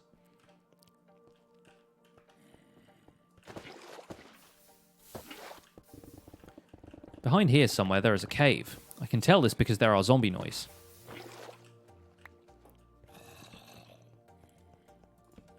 Imagine if you could have emerald tools. There are a couple of mods that add them, and like, it's one of those weird things where you think it'd be great, and it probably would be for a while, but then after a while that would just become the only thing anybody uses, and it just becomes the situation that we have right now with Diamond, where everybody just has diamond gear and never uses anything else. I think the problem with Minecraft is that there are optimal ways of doing so much stuff that you lose a little bit of the variety in endgame because people don't use, like, say, leather armor, for example. Like, the only people who tend to use that stuff after you've got to the point where you have endgame levels of diamonds are people who want to roleplay. And that's fine if you want to do that. But I kind of wish there was a bit of balance in the game with regards to stuff like armor, and diamond armor was not essential to have the safest experience. But then again, having diamond armor is kind of, whoa, you're just about to lose the diamond ore in the lava. Having diamond armor is still like it's an aspiration, and it's something to be achieved in the early game, sure, but then after early game is over, it really doesn't matter to you anymore. Especially now with mending. Like, you just don't need diamonds at all after you've got mending on all your gear, as long as you are prepared enough to have an XP farm. Am I still waiting on Twitch partnership? I sent them an email today, actually, because the first time when I actually applied for Twitch partnership, I got an error message when I submitted the application, but then when I reloaded the page, it said, no, your application is being processed. So I sent them a support ticket today just to say, hey, it's been 10 days now. I'm not trying to be pushy about my application if it's just taking a while to process, but I want to know that you guys actually got my application in the first place and it's not just been, like, swallowed by the internet. Didn't know who you applied. That's awesome. Yeah, I applied basically as soon as I met the requirements, but since then my stream numbers have only gone up, so I feel like I have a pretty strong case for partnership. Right now, the only thing that's still lurking in the background is a couple of Final Fantasy streams, which are dragging my average viewers down. But I think I'm still, especially with the numbers we have on this stream, thank you guys so much for being here, by the way. This is kind of incredible for a Tuesday stream. With the numbers we have on this stream, I'm pretty sure my average viewers for the last 30 days is well over 100. Which is mind-blowing to me, considering that when I was streaming Final Fantasy, I would get maybe, like, 20. And it's fine. It's the popularity of certain games over others. I get that. But now I feel like I'm in a place where I can stream regularly from this world and not burn out playing Minecraft. Especially now we have wonderful traditions like Choppin' Tuesday.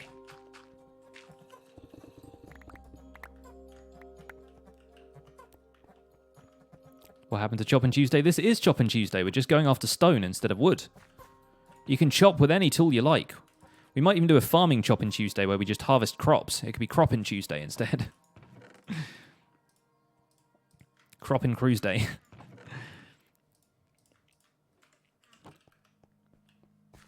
It's Torching Tuesday. Well, not doing that enough, as you can tell from all of the creepers that keep spawning down here. Choppin' Tuesday is a tradition I established basically last Tuesday. But because of the nature of ongoing survival projects, you do need to gather a lot of resources in this game. And I decided to make it like a tradition where I can have a chill stream every Tuesday. You thought I was going to walk into that lava, didn't you? So did I. I'm going to have like a chill stream every Tuesday where we just hang out and chat and I just gather resources. Like, it's kind of like a license to farm And it means I don't have to do it in videos because the stuff I make on videos is largely tutorial stuff, and until we start making things like automated tree farms, and when TNT gets its buff in 1.14, we'll probably be able to make like automated stone farms and things as well. But when we do that, that's when I can make a tutorial video. The rest of the time, I can't really make another tutorial about, like, here is how to haste to beacon mine, because I've already done that. So that just translates into off-camera work. And off-camera work is the stuff that we can do on stream sometimes. It's fun. And it means I get to talk to the chat, which a lot of the time I'm bad at doing when we play Minecraft, because I have to focus on whatever it is I'm building, or, you know, trying to fight mobs or whatever.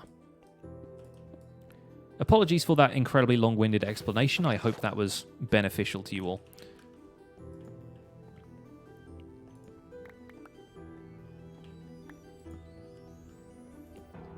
I'm pretty sure James Bond has a license to farm after he retires. Choppin Tuesdays, but with impressionist piano. Chopin Tuesdays. Yes. I do like the... I can tell that you guys in the chat are my people, because somebody has made a Chopin joke basically every time I've mentioned Choppin Tuesday. Which, yeah, is very much my brand of humor. So, well done. My brand.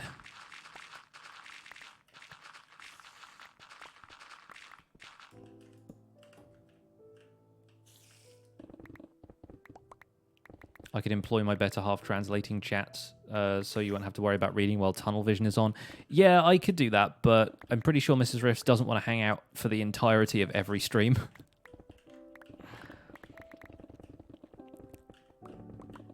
And also, I'm a bit of a control freak, and I like doing some of this stuff for myself. When are we getting Pixel Riffs merch now? I actually have Joel Duggan working on some stuff. Like, legitimately, there is going to be a survival guide t-shirt at some point.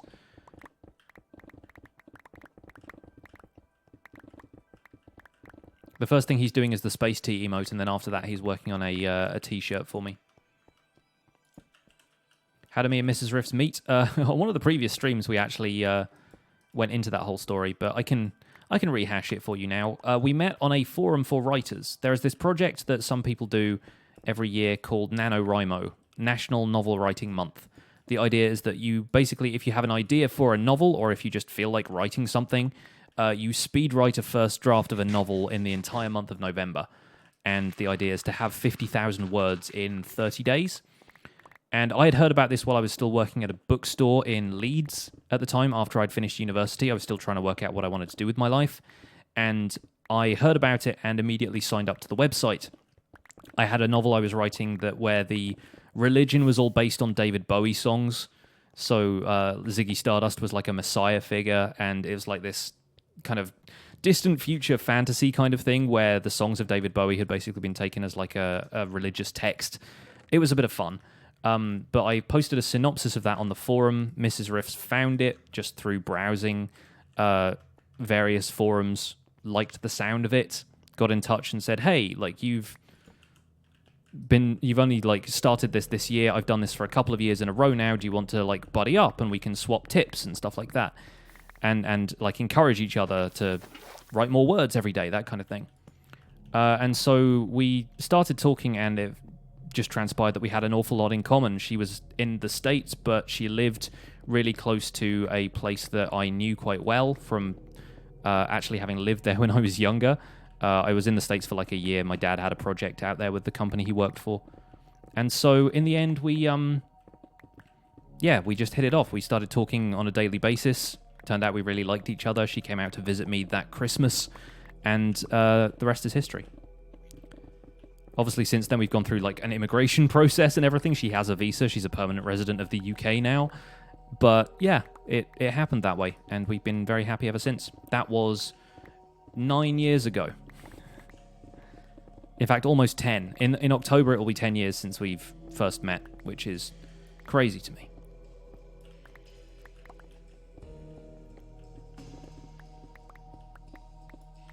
Basically, you're weird, I like you. Yeah, that's what it amounted to.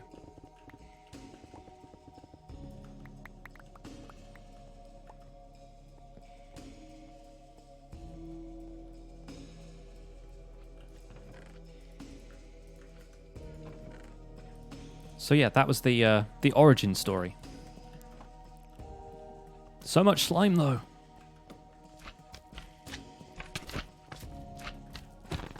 And it's cool because that was back in the time when dating people from the internet was still kind of like a slightly, not like frowned upon thing, but dating was not what it was now. There weren't like dating apps so much, or if there were, they had only just started really coming out.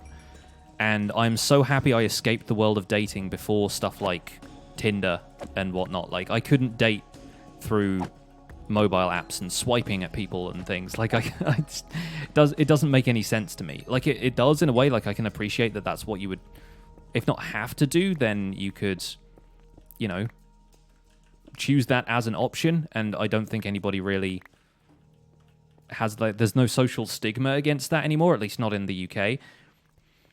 But it's still something I would prefer not to do. I like the fact that we met through like a mutual interest in like a fiction writing project rather than it being, you know, just a random hookup that turned out to be a winner. You don't trust Tinder, you've watched too much Catfish.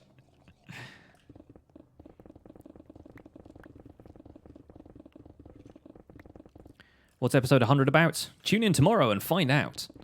I have mentioned it a couple of times on streams before. But yeah, it's a world tour episode with a twist, we'll say that. Then some of you guys in the chat might spoil it for them, so... You hear a drowned? I hear a zombie. Oh no, there is a drowned, you're right. Well done. Good ears. You probably have the volume turned up slightly louder than I do. It's the problem with not playing with headphones. Like, I don't tend to... hear stuff quite so clearly if I'm not wearing my headphones, but I hate wearing headphones for long streams. I love the fact that this game can be quiet enough, and I know it well enough that the audio isn't necessarily a huge part of it for me, and I can just pop this on my speakers and not worry about it bleeding into the microphone too much. Because wearing headphones for long periods of time gets uncomfortable. I think that is part of the reason why I'm enjoying Minecraft streaming so much lately, is just the freedom from headphones for a little bit. I don't tend to record like this, though. I always have my headphones on when I record. But when we were streaming Final Fantasy, I always wore my headphones there as well, so... Got a stack of slime just from being down here. Look at that. Wear your headphones for 8+ hours a day. I do on an average day as well.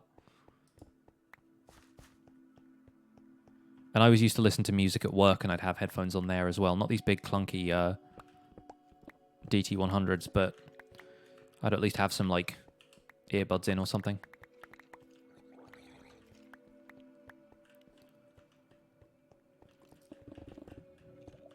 How is there a drowned down here anyway? There's probably, like, a water source that it just got stuck in.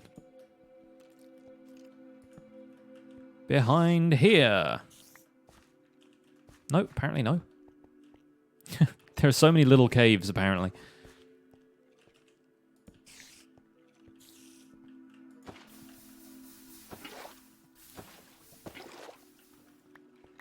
Of course, the problem is that the slimes are going to spawn regardless of how well we light up this area, so...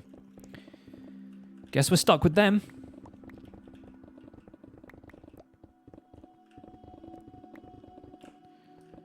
More blue shiny rocks. More yellow shiny rocks.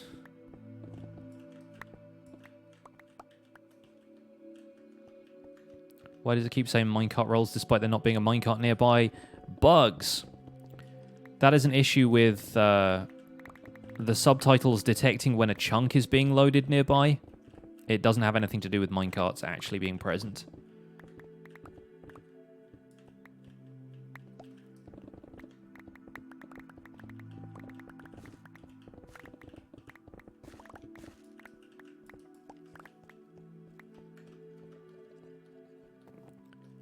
You actually got your husband to call cold butter.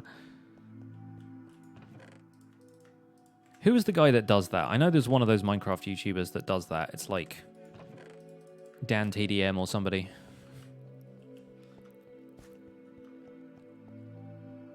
Sky does Minecraft. That's the one. I knew it was one of those guys. One of them dudes I've never watched.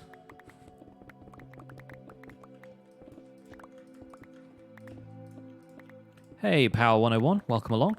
Glad you could make it to today's stream. That bug was apparently fixed, or so I thought. Yes, they have sadly not fixed that one yet. As somebody who plays subtitles with, like, I just ignore it now. I play with subtitles on quite a lot, and I just dismiss it as, it's one of those things.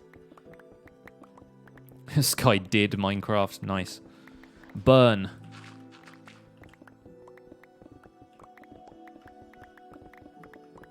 Sick burn on this millionaire YouTuber.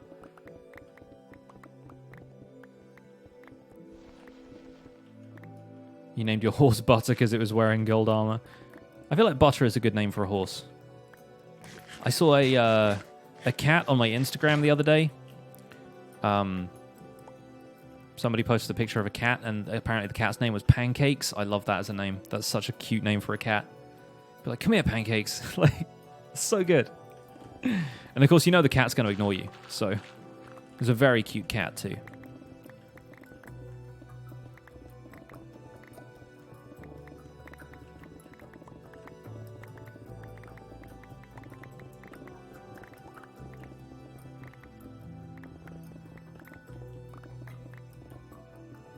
Named your horse Grum. I need to cover that in a video. I need to do the name tag stuff in a little bonus video, a little bonus extra video. The Jeb sheep, the Dinnerbone horse, the toast rabbit. And then eventually we're going to have a jelly cat. Although I don't think you have to name tag that one. I think jelly just shows up.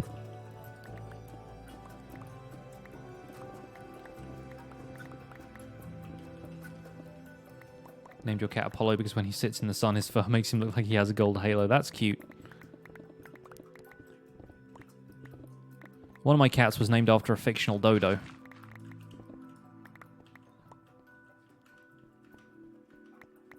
What's the jelly cat thing about? Scar, Good Times with Scar from Hermitcraft, has a cat named Jelly, who won the community vote to have a community member's cat put into Minecraft as like one of the new Minecraft cat skins. So like there are going to be a bunch of different breeds of cat available to tame in the game now.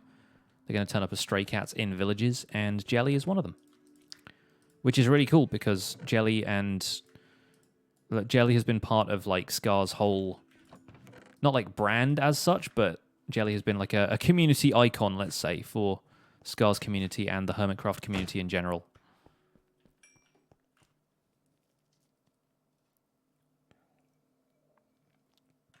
And yeah, I think dodos are already fictional. Ouch. Too real, man. Too real. I think they should have different breeds of dogs too. I think if 1.15 is going to be an update to combat, it would be really great if they also introduced different breeds of dog in the same way they've done that with cat, and then some of them could be more protective of you, more aggressive. I know they probably don't want to promote that image of dogs because, like, you know, obviously like the stereotype of like having a pit bull in the game and it being more aggressive and that kind of stuff would probably really annoy pit bull owners and people who advocate for pit bulls not being aggressive dogs, which they're not. Like, the owners usually are the ones responsible for making them more aggressive, or they get them because they have an aggressive image, and that doesn't really help. But yeah, I think it would be fun to have a little bit of variety in terms of the dog breeds and what they could do to protect you, and that would tie into a combat-focused update quite nicely, I think. Yeah, get the attack corgis. Cheddar! Oh, imagine having a corgi in Minecraft and naming it Cheddar. Slug asked if I have thorns on my armor. I don't. I prefer not to have thorns and flame enchantments and stuff. Stuff that I can't really control when other mobs take damage. I tend to avoid that stuff. Because a lot of the time, if I want to kill something, I want to kill it a specific way. And that gets a little bit difficult when thorns and so forth are concerned. Like with Enderman farming in particular, it becomes a real pain. Because if an Enderman hits you and then takes damage from... Yeah, if you end up, like, using fire aspect on it, it takes fire damage, it teleports all over the place. And if it hits you whilst you're fighting it and it's got thorns, then that Enderman starts, like, teleporting all over the place and it becomes less predictable. Mackenstein has subscribed using Twitch Prime. Thank you so much for using your Twitch Prime sub here. Let's see some sub hype in the chat, folks. Enjoy your Pixel Hype and Pixel Flip emotes and the forthcoming Space Tea emote once Joel is finished working on that. Welcome to the Pixels. You are 1 in a million. I appreciate the support. There's the hype. We got some false hype and some Scar hype in there as well. Great stuff, guys. Always great to see who's out there with the community. Is that the first sub of the stream? It is. Ain't a thing, though. People can sub when they want to. Got 125 of you guys now. Thank you guys so much. Seriously, the support on these last few streams has been unreal. I will forever be grateful for this. If there was one earlier I didn't notice it, it might have been an off-camera deal.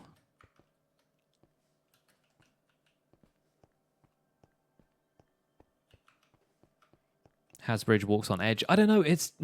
I like being able to, like, drop off it and activate my elytra and then fly like that. That's just how I tend to navigate. So, yeah, sorry if that's a little unpalatable for some of you guys. Does each update come out about 1 year after the previous? Not really. Like, the development cycle has changed a lot in recent years. It used to be the case that you would get updates quite frequently, and then they pushed that back to less frequently because they were putting a bit more effort into them, and then lately they've done a few different things. They did smaller updates for a while that were like 6-month things that they turned around, and then, you know, they ended up doing larger updates that took more like a year. The aquatic update took forever because they were changing a lot of the basic code stuff behind the scenes, so there's a lot going on from update to update. So it's a little less predictable now than it used to be. Hi, sorry, I'm not ignoring you. I'm just in the middle of a point. Is YouTubing my only job? No. I mean, Twitch streaming is kind of a job as well, but I also have a part-time job that I do. I do video production for a software company, but part-time. So I have a lot of free time, and all of it is done from home. So I get to choose my hours, work a set amount of hours on various things. The Boy Zero, hey Pixelrus, love your videos, bro. Thank you very much, bruh. So yeah, it's going well. Thank you for asking. I looked up the emote chart for like how many subscribers you need, how many like subscriber points you need to get certain emotes unlocked. If I was partnered, I would have 10. I don't even know what 10 emotes would be on this channel, but I will think of some if the partnership thing actually comes through. Now these mobs need to go away, please. I put one torch down there thinking that was enough. Apparently it was not. And all the zombies fall in the pit. They won't do that. That's right. Come out into the sun and burn. Get a tan. Yeah, we're fine. Yeah, we're fine from them as well. They're underneath trees some of the time, but the rest of the time they'll just come out and burn. I cannot wait to have crossbows so that we can multi-shot some of those guys. Anyway.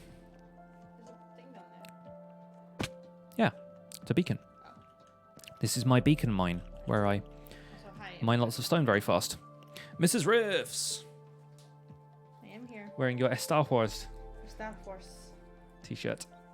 Why do I use webcam when I stream but not during my recordings? Because when I'm recording, the tutorial is the focus, and I don't want my face distracting people, because I know it will. I'm a handsome gentleman. Can't say that with a straight face. I'm sorry, guys. But, yeah, no, I don't want the face cam to be, like, any kind of priority when I'm recording stuff. Also, I record using a different program to what I stream with, and I know that in terms of streaming, I'm interacting with an audience more, so it makes more sense to see my face, whereas the rest of the time, what? Oh, there's like a donation, but there wasn't a donation. Oh, somebody doing fake stuff in the chat. Yes. I got excited for it. Yeah. If anybody ever donates money, it doesn't like show up as a message in the chat because it doesn't happen through Twitch. Yeah. So yeah, it's something people do to like troll rookie streamers that like nobody ever falls for. So I have no idea why they still do it. Put your money where your money is. The Space Mug emote is actually being worked on already, Mr. Moneybags. Joel Duggan is designing that. Potentially today. I think he said he was going to try and stream a bit of it later today. If he's got a bit of an afternoon free. But no pressure, because he's a busy man.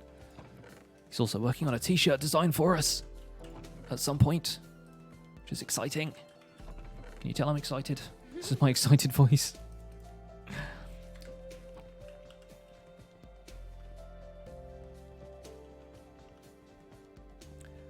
Rio Tarbo says, the Minecraft Survival Guide is the best Minecraft Let's Play you've ever watched, and you've watched a lot, including Hermitcraft. You'd love to see me on Hermitcraft, but it's not needed for the channel. You're doing amazing work, so thanks for the entertainment. Yeah, thank you so much. I'm glad you're enjoying the series.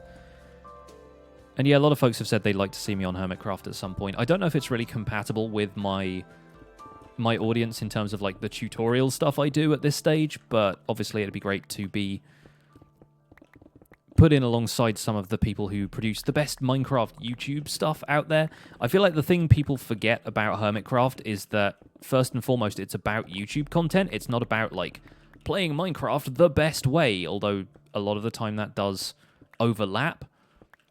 But it's about being good YouTube creators, and it would very much be like a vote of confidence in my abilities as a YouTube creator to be invited to that server. But like I said, I don't want to dwell on that kind of stuff because I am very happy doing what I currently do and making tutorials for you guys.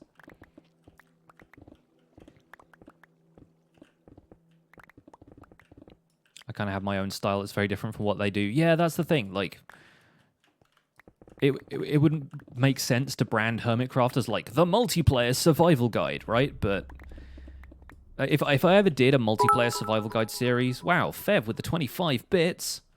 Party bits as well. Loving the survival guide in the series. Keep up the good work. Thank you. Yeah, I think if I did a multiplayer survival guide, I would have to be playing with a bunch of other tutorial creators like me, and we'd kind of do a series together, and it would be more of a collaborative thing, all focused around specific videos. But here's the thing, right? Collaborating on stuff is actually really difficult because of the amount of overlap in people's schedules that has to happen. That creeper wasn't even paying attention to me. I don't know what he was looking at. But the amount of overlap that has to happen with people's schedules and timings lining up and stuff, like, it is amazing to me that me and Joel have managed to do our podcast consistently every week for as long as we've done it. I mean, give or take the couple of weeks that we took off around Christmas time and New Year. But, like, just lining up your schedules and making sure that you can reliably do that every week, even that is a huge commitment. And so making daily collaborative videos the way I currently make daily videos for Survival Guide, it would be so much work, not just for me, but for the other person involved. And then if the other person isn't around, you just can't make a video, and you don't have anything to upload at that point. So it becomes very tricky once you start introducing other people to that equation. You got your Della Rosa? Well, I opened it so it's whole. I didn't break it. Oh, right, I see.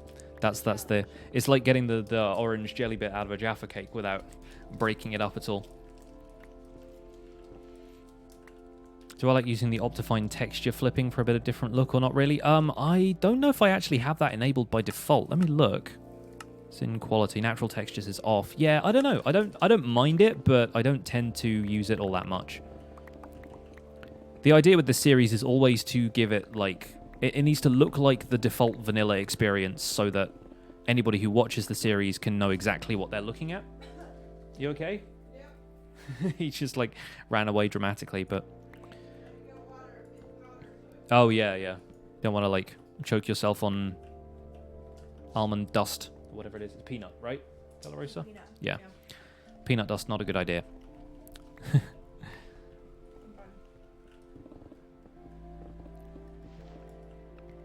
But yeah, like I said, the idea is that it's always, you know, people could load up their own copy of Minecraft, whatever edition they play on, whatever console or, you know, version of Java they're playing on, and it would look exactly the same. Which is why the texture update is kind of throwing me for a loop right now. British sweets. British sweets. Sorry. Where? The thing. Money bag says British sweets. No. De La Rosa, not British. Mexican. They are Mexican. It's like a peanut marzipan thing. Mazapan. Yeah. And they're quite tasty. Very sugary. There's a music disc farm waiting to happen.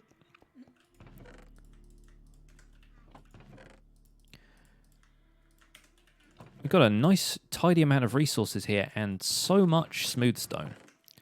So all of that's getting converted into stone brick. What would be the best enchant for a mending pickaxe? Personally, I love Silk Touch, but if it's your first one, you probably want to go with Fortune. Because then you get more diamonds.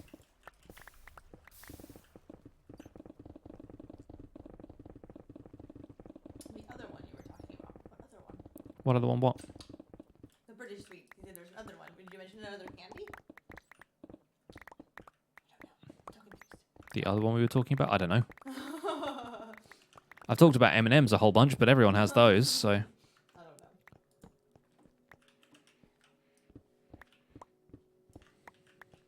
Oh, Jaffa cakes. Oh, yeah. No, I don't think of them as candy. They're like little cakes. They're biscuits or something. But like, there's this whole debate about whether Jaffa cakes are biscuits or not, because they're like, you buy them in packs from the store like biscuits, but they are like little spongy cake things. It all comes down to what the definition of a biscuit and what the definition of a cake is, and I think it's whether or not they go stale if you leave them out, if they go dry or if they go soggy. I think that's it. Because biscuits get soggy and soft, and then cakes dry up and harden. And that's like how you can tell the difference between a cake and a biscuit.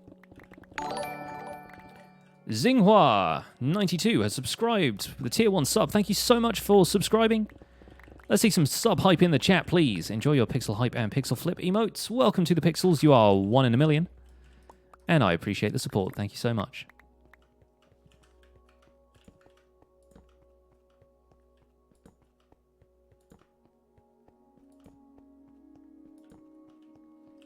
Did an enchanting episode, but can I do a player kit episode? I think I want to do something like that on what?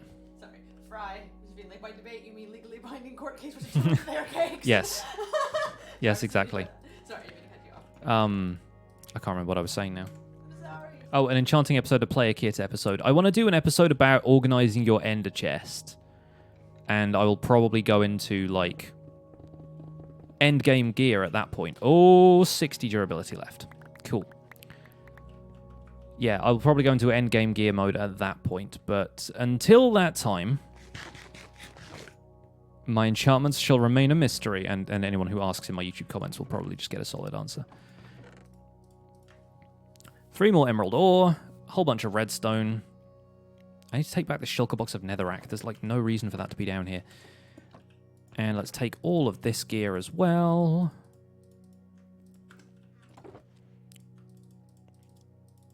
If anybody's wondering how I'm moving all of this stuff around, by the way, because I get that question basically every stream now, if you hold shift and double click on stuff, you move all of those items at once, like so.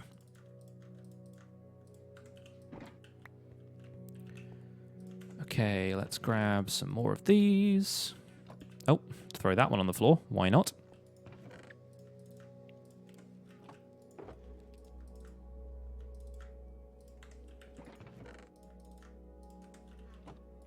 Will episode 100 be a download for the map? No.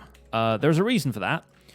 The main thing being that I haven't really finished what I want to build, and it feels weird to me releasing a world download when the world doesn't feel finished.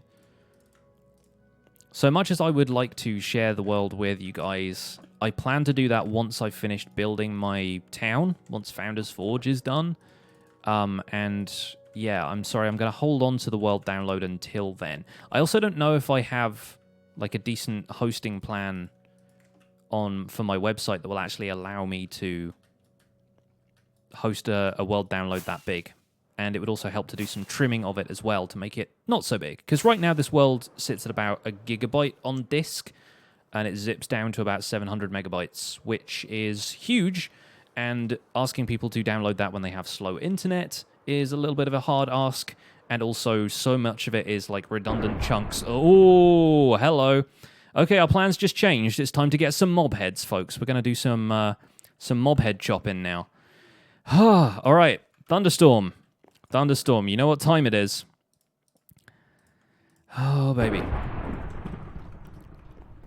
Time to ride the lightning. Where are you? Where are you? A storm comes. And let's put that shulker box in there, and let's put the netherrack upstairs. And let's hope that we catch this in time. Where are the creepers? Show me the creepers. Oh, yes. Oh, this is good. Good stuff. Hey, fella. Yes. Become charged.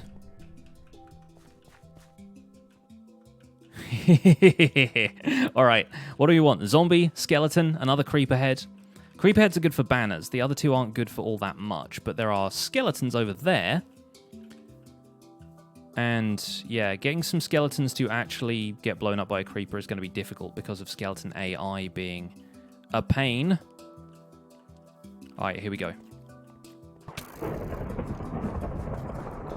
It can happen in the water over here, though, and they will both be sort of protected. And the terrain will be protected. There's the important bit. Oh, no, I'm in a hole now. It's not a good place to be. You don't want to lose line of sight on a charged creeper. Yes, yes, yes, this is perfect. Conditions are perfect. Ignite. Nailed it. Oh, we got a skeleton head. GG. Exciting. All right, that's officially now the charged creeper pond. Yeah, that's how you do it without enormous damage to the surrounding terrain, folks. You lure them into water. Any more creepers?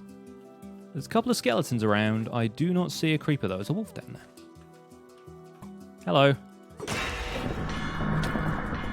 I love that sound effect. It's so powerful. Ominous. Certainly is. Let's get rid of these. Those leather boots had feather falling 4. Nice. That skeleton was taking no fall damage. Skeleton head. Also known as skull. Yeah, basically. The skeleton head. And it's called a skeleton skull, but I just think of them as heads. Just like mob heads. Yeah. Where are the creepers at? I've seen one creeper this entire night. Okay, it's still a thunderstorm. Could get a zombie head as well. Llama.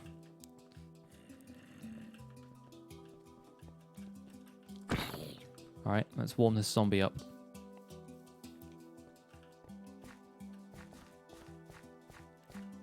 There's a couple of zombies around there. The problem is you don't get multiple mob heads from, like, blowing up several mobs at once. So you have to be pretty selective about only having one mob near you at the time if you want the maximum yield. But this is why we need a creeper farm. It's not even for the gunpowder, it's for charged creepers. And sometimes you just need to kill off a few mobs so that more will spawn. This guy was like, he was in the pond. He was ready to go. There's just no creeper to ignite the guy with. I think the zombies are also being slightly distracted by the villagers. Bum, bum, bum. There's one. I see that little green face. Hey, friend. Become the lightning. Oh, and our armored zombie is over there as well. What are we doing? We are getting mob heads. The opportunity has arisen for us to get some mob heads. And we need this creeper in order to do it. Ha ha ha. Come to me. Come to me, creeper friend. Into the pond of ascension. I don't know. Zombie. Zombie, come here, my friend. Zombor. Kelly Zombor. Alright, this guy is being far too crafty for his own good. I don't like that. Yeah, I know. It's fine. It's fine. I got you covered. I have to poke him into the pond like this. Creeper friend. Creeper friend. Yes. Yes. Nice. Very cool. Shield blocks an entire charged creeper explosion, but look at the durability we took off that. Wow. 2 mob heads this night. 2 mob heads. The sun is coming up, but the thunderstorm continues. Is there any more creepers around? Are there any more creepers around? Would have been the grammatically correct way to say that. What? Is there? Is there? Choppin' Tuesday Mob Edition. Decapitating Tuesday. My gosh, we have 170 people here right now. You guys are breaking all my Twitch records. What? We haven't even been raided. This many people. You guys are amazing. Thank you so much for being here. Shoot each other. I think the thunderstorm may have stopped. Question mark?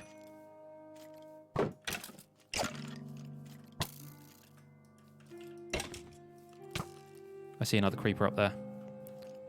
Here's a way to test if the thunderstorm has stopped. Also, can you speak much? Okay, it's still happening. Yeah, thank you for that, Thunder. Come here, creepy.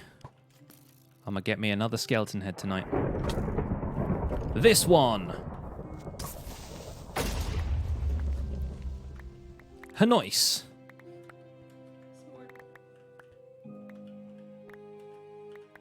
Well, that's 3 mob heads I was not expecting to get on this stream.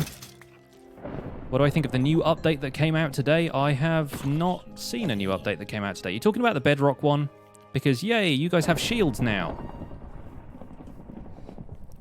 2 skeleton heads, 1 zombie head. Masterclass.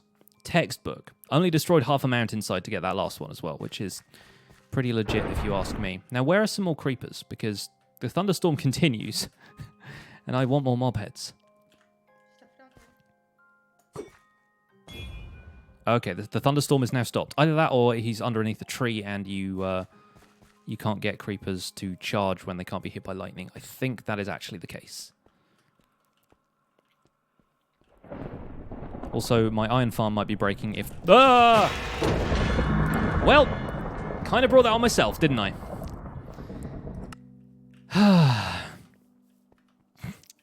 I threw a trident at him. That was a mistake. Does that mean all my gear has gone as well? I really hope not.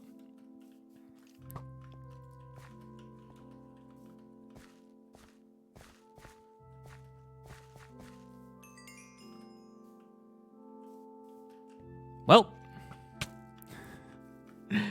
Incredible. Oh, that's good. Right. That meant all of my mob heads just got destroyed as well. Wow. I did not think charged creepers blew up all your stuff. Apparently they do. What on earth? What on earth? Well, it's a new day.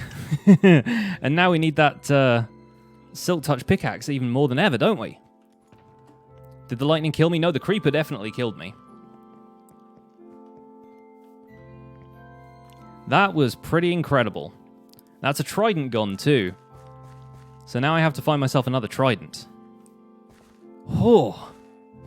Okay, new lesson. Do not charge creepers when they are right next to you. Man. I can't even be mad. That was just like... We've had an experience right there. What even?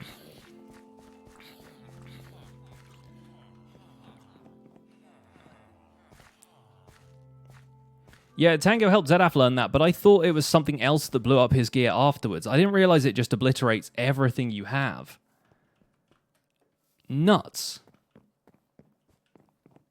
I mean, they have a big explosion, sure, but most explosions just, like, blow you up. They don't blow up all your gear as well.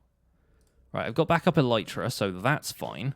I didn't have, like, half of the stuff that we just mined on me, so that's good. I put my Silk Touch pickaxe in there. Oh, it's safe. Okay, well, that's less of a problem now. Obviously, we'll need to get a ton of other stuff, but I guess this can be a gearing up stream now. Oh, man. We done got chopped, folks, on Choppin' Tuesday, no less.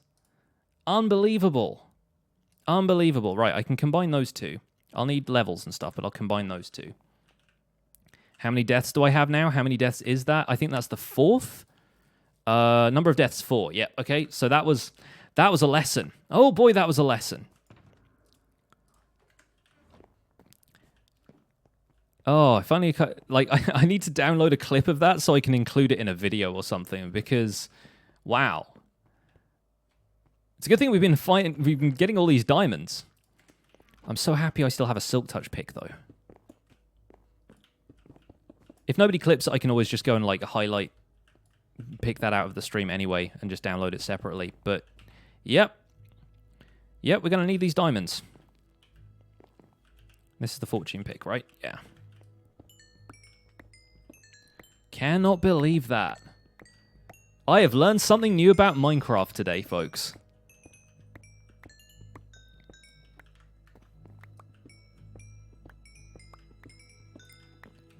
Alright, that is 61, which is plenty. Let's get these, let's get the helmet, and I have a bunch of books, so I can always enchant those. Let's grab some fireworks. Yeah, so happy we had the Silk Touch pickaxe in the ender chest. Let's leave it in there for now. And I have a couple of backup tools, axes, that kind of thing. This ain't a huge problem, but that is the first time that has really happened to me. I haven't lost my gear at any point in this series, and we're on episode 101. You can't put sharpness 5 on a trident slug. Tridents are unable to be imbued with sharpness. They have their own version of sharpness, which is called impaling, but it only works bonus against, like, underwater mobs in much the same way that, like, say, smite only works on undead. So, we have efficiency 4, unbreaking 3, axe. There we go. CN with the host. Thank you for the host. I need a new bow, but I've got power 4, unbreaking, so that's a good start. I have a spare infinity book in here as well, so we can imbue that. Obviously, we need to enchant the diamond stuff with more gear. So that's efficiency. What I want, protection. I want unbreaking something. I want depth strider. Beats gaming with the host as well. Thank you. This music is how I feel right now. This is a mood. This is absolutely a mood. So we have protection, unbreaking. I think those can go together and go on the leggings, and then I don't need to worry about the leggings for a bit. I need some food as well. Gosh. Right. Back to square one. I need to... Can someone rewind the stream and tell me what I had on me, aside from the mob heads and the trident? Because I think we had a Silk Touch shovel. That's easy enough. Obviously, getting Silk Touch is a pain right now, but... we had the infinity bow. I had some torches. We now have the Silk Touch pickaxe in there. I have a Silk Touch axe in my backup gear, like this one. I have a Fortune 3 shovel, which I'm definitely not going to carry with me. And I have these Frostwalker boots, but I don't like using Frostwalker. I had the Sword of Omens.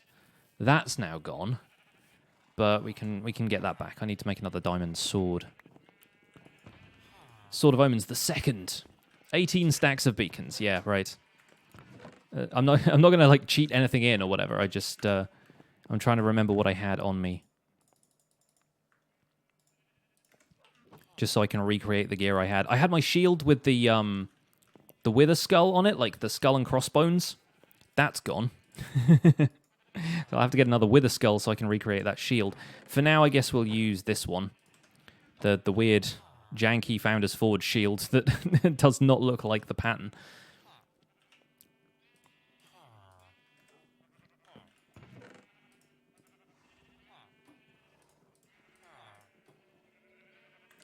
There you go. Yeah, the lesson is definitely quit while you're ahead.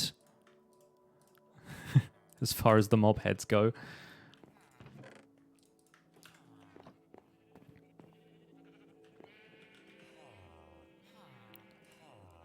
And yeah, Unbreaking 3, Efficiency 4, Fortune. We can combine those. Have our Efficiency 5 back. We've got Mending Books for days from this guy, so that's okay. We need Sharpness on the sword. What are we getting from Sword Enchant? Sweeping Edge 3. Okay, sure. And the axe is fine. Helmet, Protection 3. Not too bad. 2 picks, sword, bow, axe, shovel, bucket of water. Sure, okay. The armor I was wearing at the time. Yeah. Yes, Clarky, I died. I died in spectacular fashion, and all my gear is now gone. Jester Rabbit with 100 bits. Thank you for the 100 bits. Your videos have really helped me to do more in Minecraft. I hope you have learned a lot from this tutorial. When will I upload the next episode? Tomorrow. Like I usually do. For the folks who don't know, all of my videos are Monday to Friday for the Minecraft Survival Guide. I pretty much upload every day of the week, except for weekends. Weekends are bonus episodes. Back to the Guardian farm, huh? I haven't got a boat with me, I'll just fly down the tunnel. Make good use of these new elytra. Break them in. Nice and early. I need mending on these things, though. Oh, wait. No, I have unbreaking and mending. I was thinking of efficiency, I guess. It was weird. Had a weird moment. Elytras don't have any other enchants. Am I going to update my world even though it might change villager trades? Of course. Got to be able to teach people about the new mechanics.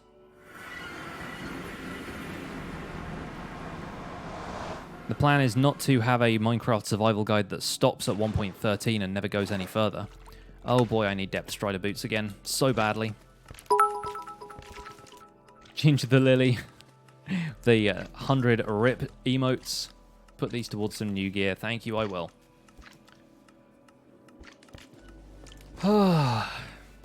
Man. I was not expecting this to be that stream. What is tomorrow's episode on? Tomorrow's episode is episode 100. So we're doing a tour episode with a twist. I'll leave you in suspense about what the twist is, like all good mystery novels do.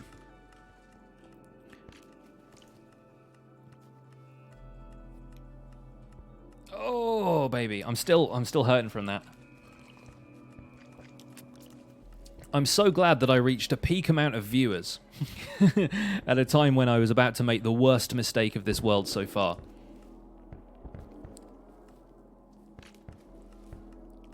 The twist is a charged creeper to the face. Thank you, Paranor. Yeah, I think I'll probably remember that for a while.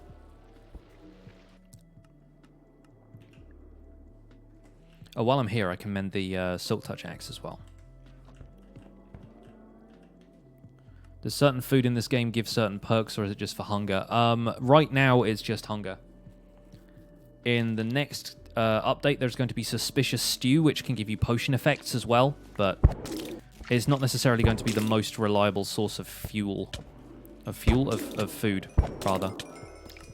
Wow, and before I die to these guys again, I forgot how much protection does.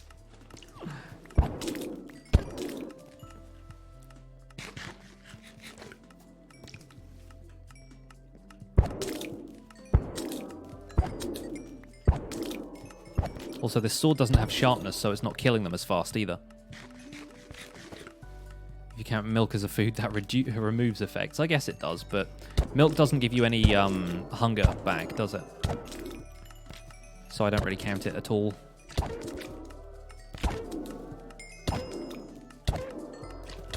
$15 levels.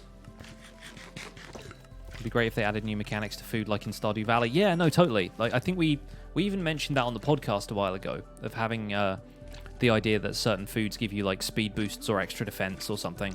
It would certainly stop everybody from just eating steak all the time. Or just eating like chicken, because chicken cookers are easy to make. In my case, it's fish right now because I have so much cooked fish from this Guardian farm. It seems silly not to use it.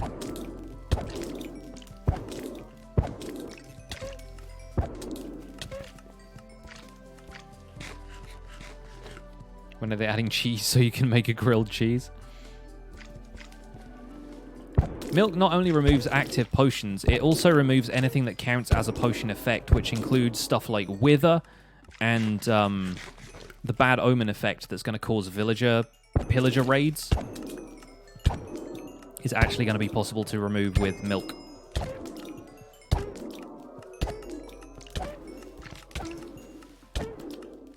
Yeah, just add Pam's Harvest Craft. That's how you get a grilled cheese.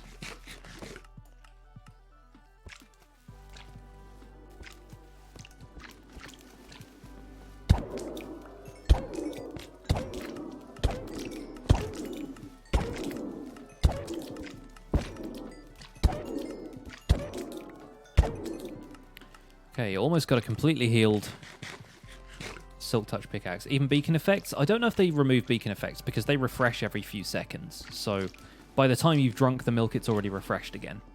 It gets rid of mining fatigue, though.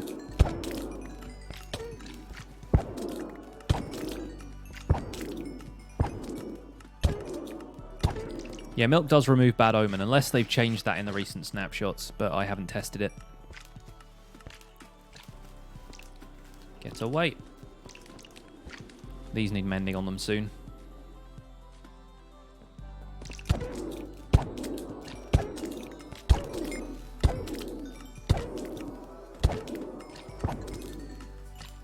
This isn't all that effective when you don't have sharpness on a sword, it turns out. Am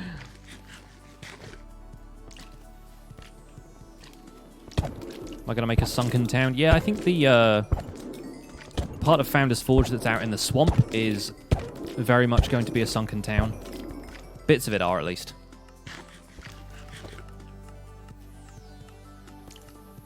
Am I going to stream finishing the Nether Hub? I'm going to completely rebuild the Nether Hub at some point, so I imagine part of that will happen on streams, but I don't plan on doing it right now.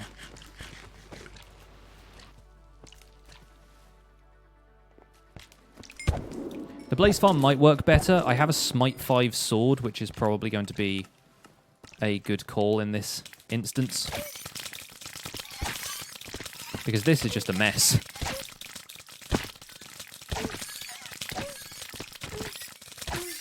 But Smite isn't going to do more damage to Guardians, so... Time to go! Do I have a forum? No, I don't have a forum.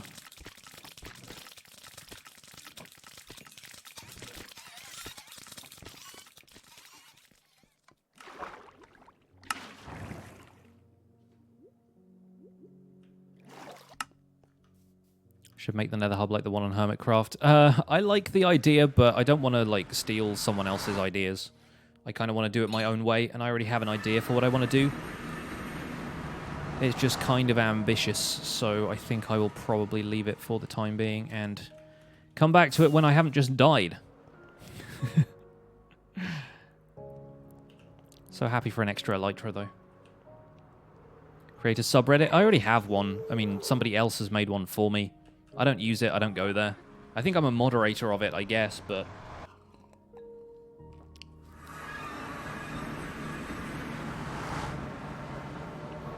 I don't see any need for my community to have a subreddit when they have so many other ways of getting in touch with me, and a YouTube comments section is good enough.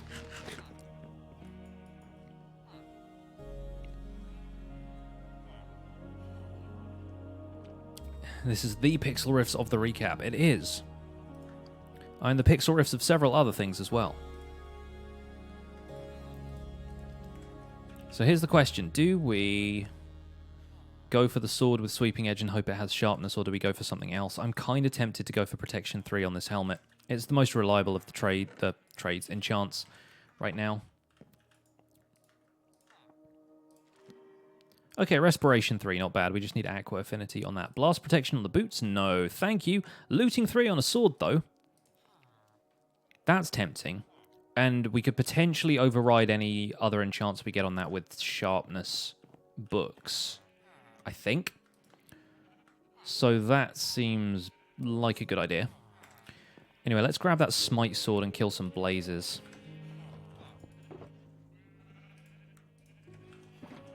Go fishing 5 minutes for some books. It's probably going to take more than 5 minutes to get the books I need, and I have like, to be honest, fishing is really not that reliable when you have a mending trade. Like, that's fine. The only thing you need to fish for is mending. And,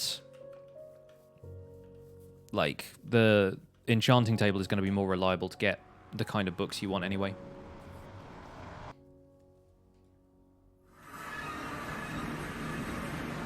Book enchants can override enchantments already on an item if you have like a higher level enchant, I think. And if not, I can create another sword that has sharpness 4 in it and combine them the right way around to get the correct enchant. I think that's how it works. If you can't enchant it like with a book over the top, then I can at least get 2 diamond swords and combine them. Yep, it's going to be the Blaze Farm then. We start at the Blaze Farm. We're going to continue at the Blaze Farm. I don't think we're going to finish quite yet. Got a little bit of catching up to do. Man, I feel like the thing I'm most cut up about that whole time, even though we lost a trident, that sucks. But I wanted to make a drowned farm anyway, so we'll do that at some time. It's the mob heads at this stage.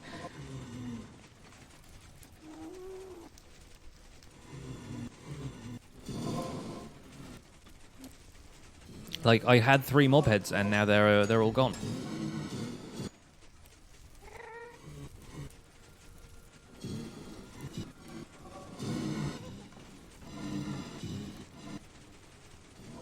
Looking forward to the Trident farm. Yeah, the Trident farm is going to be an interesting thing.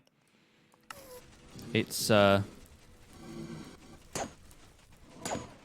probably going to be the Doc M design.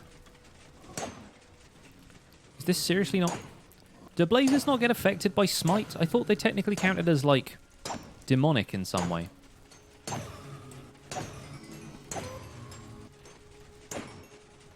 Apparently not. This is just acting like a regular sword.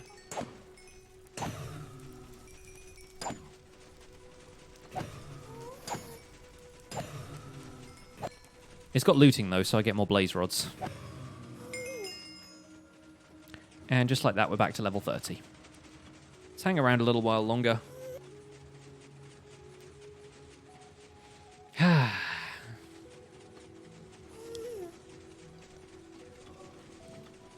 I need to watch the clip. I need to see the clip of that.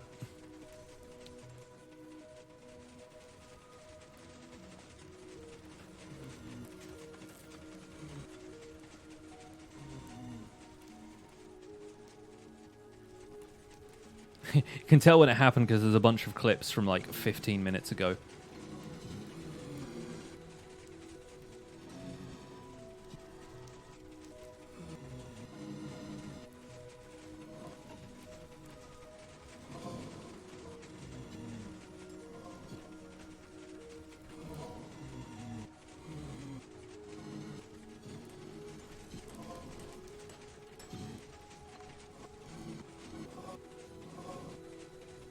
That's funny.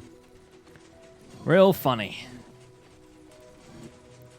At least I didn't do something stupid like walk off a path into lava. Yeah, I died doing something heroic.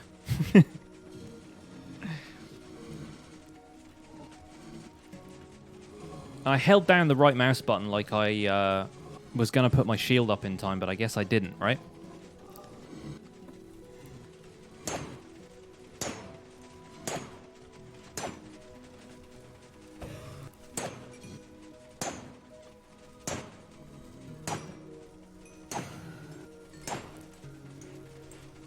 If you have to die, make it spectacular. Certainly achieved that.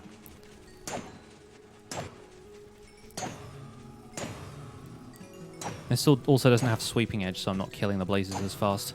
Overall, this is not as good a sword as I thought it was, but that's kind of what we're working on right now, is having a good sword, so...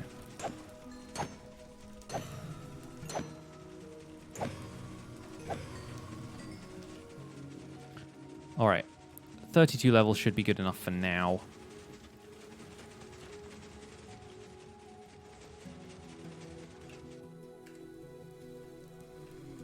At least I didn't die like the chicken jockey. True, I didn't, like, diving board myself off into lava. There we go. The hotbar is starting to look like my hotbar again. A trident's more rare on Java Edition? Absolutely they are. The average drowned does not have a chance to drop a trident. You only get a trident from a drowned if it spawns holding one. Whereas in Bedrock, then, like, tridents will drop from any drowned with a very small percentage. But the amount of drowned you kill... It's like getting a Wither Skeleton Skull drop, but you still get one like every 40 kills, whereas you only have a small chance of getting a trident on Java from a drowned that's actually holding one in the first place. Just looting 3, of course. Of course you did that. Okay, well, at least we have other books to take care of the rest. We have sharpness in here. We have... there's unbreaking on some things. Protection, efficiency... I have some other stuff in here as well. Bane of Arthropods. Sure, go for it. Feather falling will be good for the boots. Unbreaking and efficiency on that. Is that Feather Falling 4? It is Feather Falling 4. It's like a Sharpness 3 book in here, I think. Aqua Affinity on the helmet. That's going to be useful. And that's Mending. Infinity for the bow. Great. What trades do the villagers have for books? This guy has Mending. I have a few others who have stuff like Channeling. There's some fun enchantments like that. Never using Channeling again. I kid. Of course I'm using Channeling again. And... yeah, helmet with that. Good, okay. Helmet, so Aqua Affinity on you. And... let's put Infinity back on the bow. So I have infinite bow now. Efficiency, fortune, unbreaking, mending. Sharpness 4 on a sword at least. And let's put mending on the sword as well. And the anvil breaks. But of course, the anvil breaks. This is now a sword that will actually get us through farming some blazes because sharpness. It's going to be kind of useful, I think. I can probably put some of these pickaxes away as well, can't I? I'll keep that one. Combine those two. How much is that going to cost? 13 levels? Sure, I'll get them back soon. Brand new fortune pick. I'll need to trade some more stuff with that guy, but luckily, I have a lot to trade.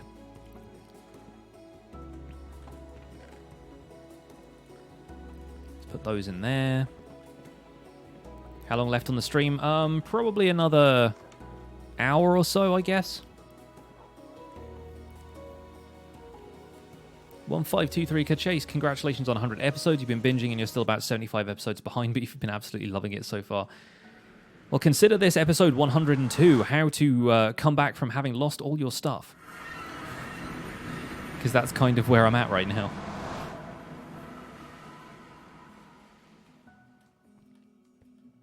Yeah, I think I will need a tea break in a minute.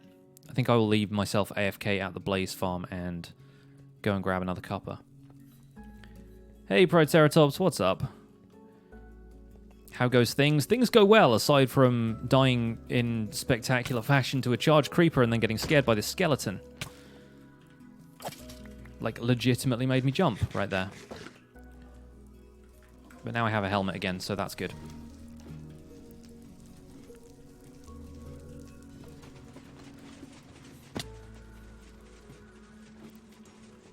Alright.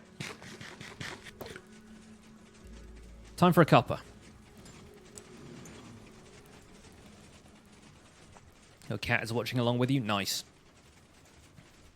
That sounds like the life. Okay, folks. This has been hilarious. I'm glad we got enough chopping in before that happened. We might go and do a little bit of trident hunting at the end of the stream if we can. Oh, I have some arrows for my new infinity bow. How nice. How to rebuild from death in Minecraft. Step 1, have duplicates of everything. Yes, have backup gear. Start early. But I'm going to be back in a few minutes' time. I'm just going to go and grab myself another cup of tea, because Lord knows I need it at this point. Don't go anywhere. We'll be back with a little bit more stream in a few minutes' time.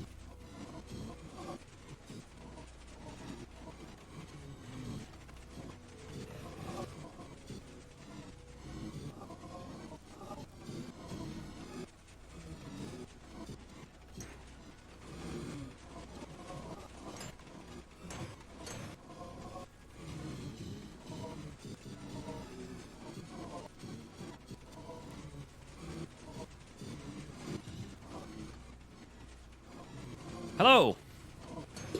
I'm back and was fully expecting to be dead when I returned. But I was not dead.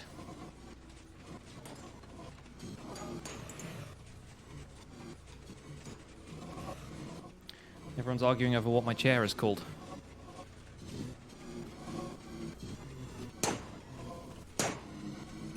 Now die! Man, I need sweeping edge on this thing.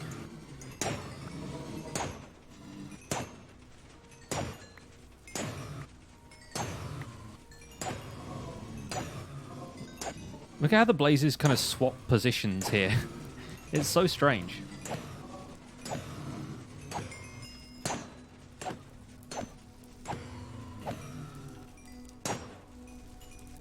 They kind of dart around all weirdly because they're pathfinding to certain blocks.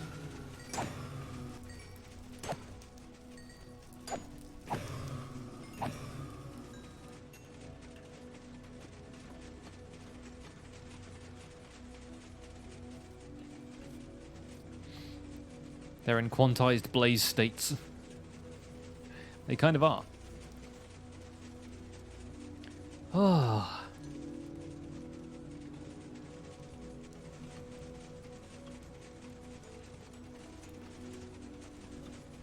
Freaking bizarre. Bizarre stream today.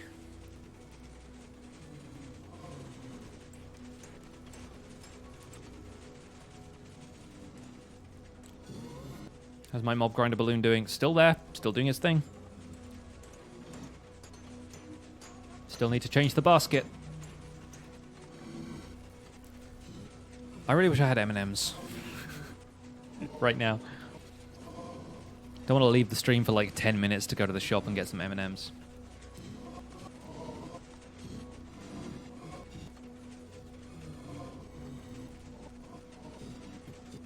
Is the mob grinder balloon in the spawn chunks of the world? Does it only work when you're near it? It only works when you're near it.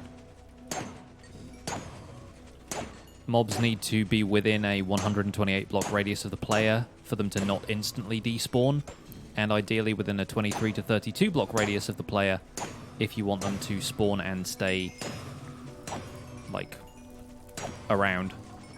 Because they can still potentially despawn if they're more than 32 blocks away from you. It just becomes, like, 100% likely when they get a certain distance away, like 128 blocks away.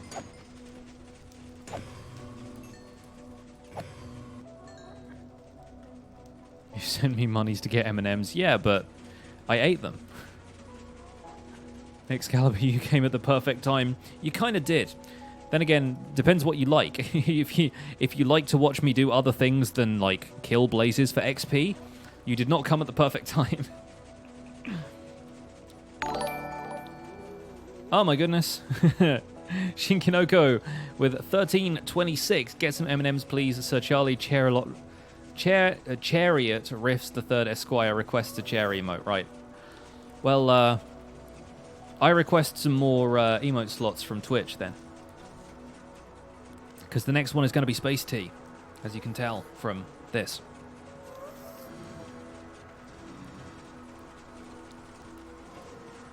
Charlie. Charlotte. Or Chariots. I just can't read today. The creeper blew up my brain as well as all of my gear.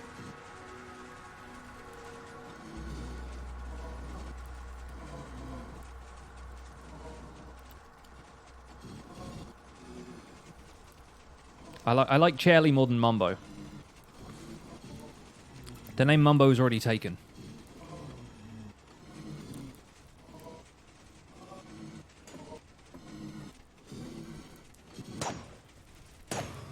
If you become a patron, would you get emotes? No, sadly. Patreon and Twitch are separate things.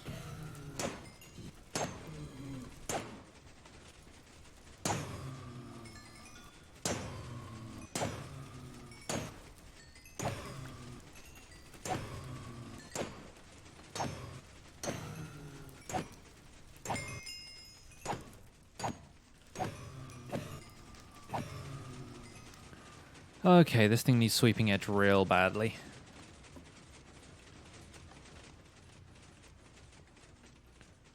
Just gotta wait for the flying machines to go back to where they were. And scene.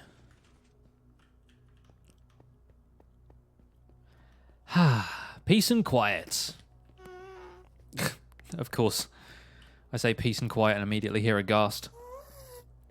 Why are my donations set in US dollars? Because that's what people are more likely to donate in a lot of the time. And I think Streamlabs doesn't let you show them in GBP. If it does, then I don't know where that setting is. But like, it makes more sense for Twitch because every bit is a US cent. So like if 100 bits and like 100 cents is shown the same, then it all kind of like adds up a little bit easier, I guess. I don't have a good reason for it, you can probably tell. So that is now fire protection 3. I need to work on getting a silk touch shovel again as well. Because I don't think I have one of those in reserve anywhere. Like I said, I had a fortune 3 shovel in here. Goodness knows why I'm even holding on to that.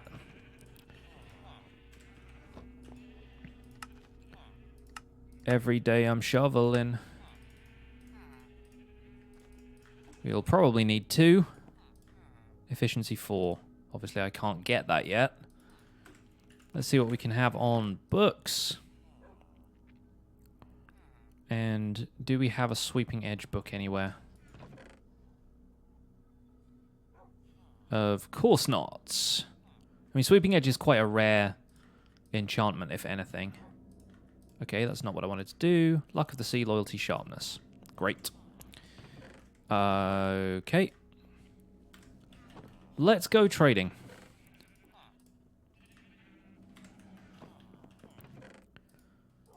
Because we get experience from that.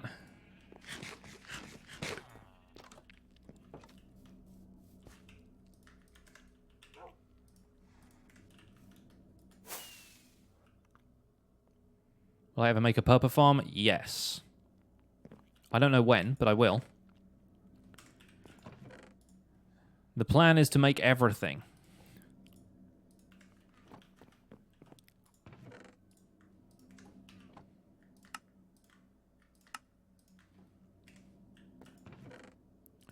Alright, let's bring all the emeralds. Soon, TM.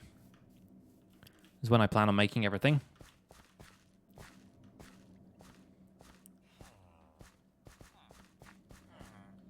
Going to the UK now. Form a survey on how many people would be willing to order M&Ms via an app. I would probably have to... Alright, fine, I'll buy another channeling book. It's only 6 emeralds anyway. And it unlocks your 3rd trade, whatever that happens to be. Luck of the Sea 1. Attempt to say rude words in your direction. Loyalty. Infinity, fortune 3, of course. Of course. This guy's a cartographer with a somewhat okay paper trade. Let's jump on the bouncy castle for a bit. What are you? A librarian. What do you have? Feather falling 2? I mean, I have feather falling 4, but I'm kind of tempted to see what else this guy has, so... If he's got a silk touch book in there somewhere, we want it.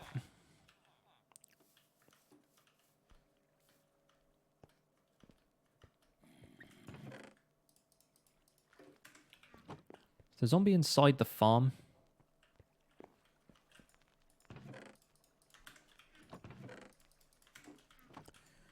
Paper, paper, I need more paper.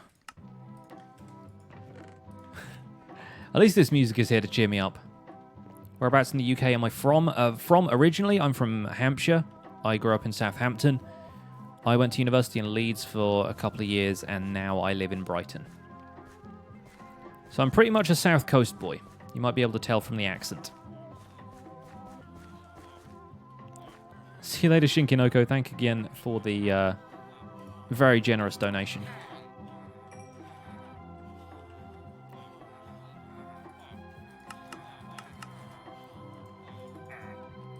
Let's get another bookshelf so I can turn that into books.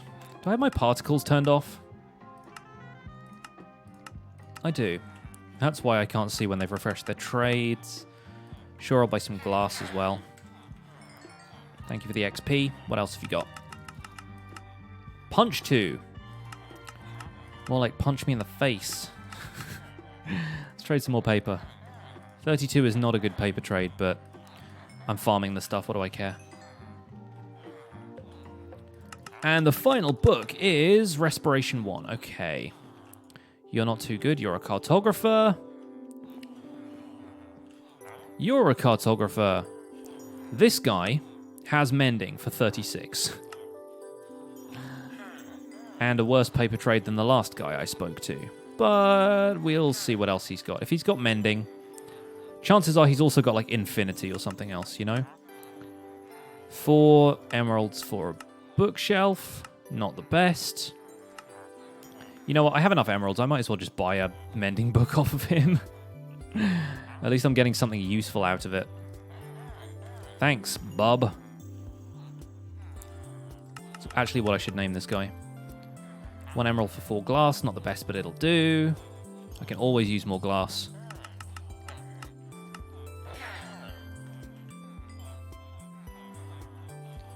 And the final 2 trades. Looting 3. Okay, would not be too bad if I didn't already have a looting 3 on my sword. But nice try. Show me what else you got. What else you've got is a locked set of trades. And Curse of Binding. I could almost kill you right now. Punch me in the face too. Yeah, let's see what this guy's got. Projectile Protection. Curse of Vanishing, Curse of Vanishing. Efficiency 4. You, my friend, are useful. I will take 1, please. And you've got a better paper trade than those jerks down there. Who's next?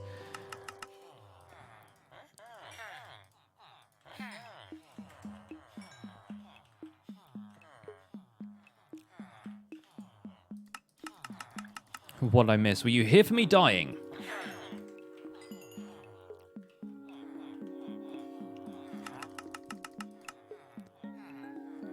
Oh, yes. Our savior, right here. Our savior. Bow down before this guy.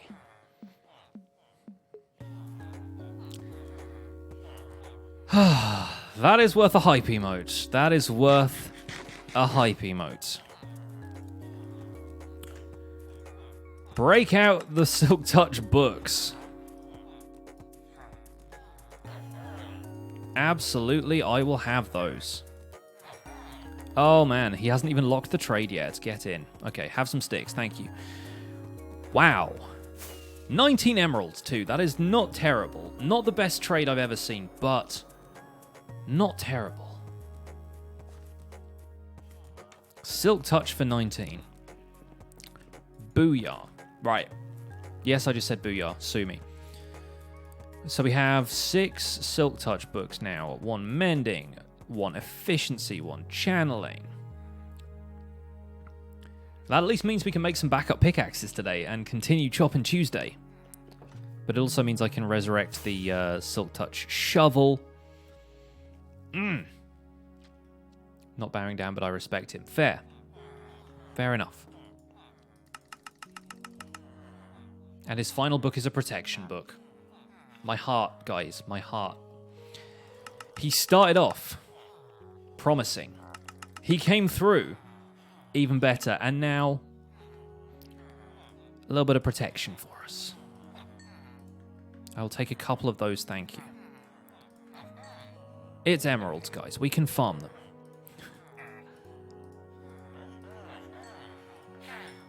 Oh, my friend. My good friend. And before he gets killed by a charge creeper as well.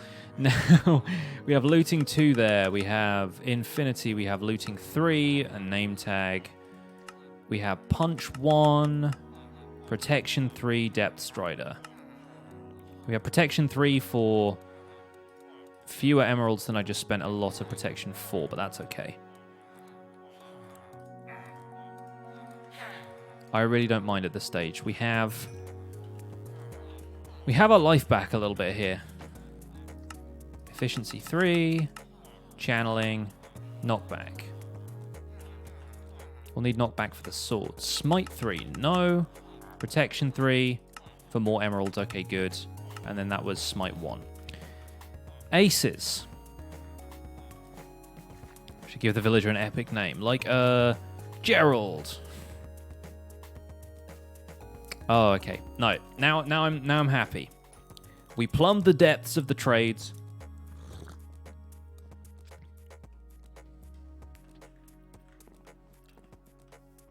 Came here from the YouTube series. Thanks for the great teaching and entertainment. Also, damn you for teaching me how to make an auto sorting system. So many hoppers. I regret nothing. Gerald the Silk Touch guy.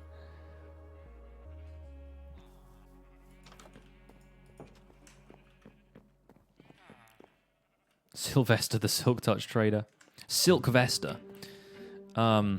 Just sounds like he's got some very fancy threads. So protection 3 on that. We want protection 4 on the boots as well. For those, we have... Well, there was a feather falling here. Yes, we got protection 4. We got mending. We need to do a little bit of trading with Mendelssohn, because this guy has the goods.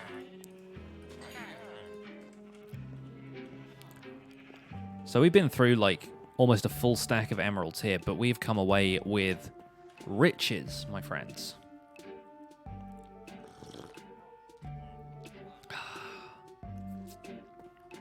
Happy now.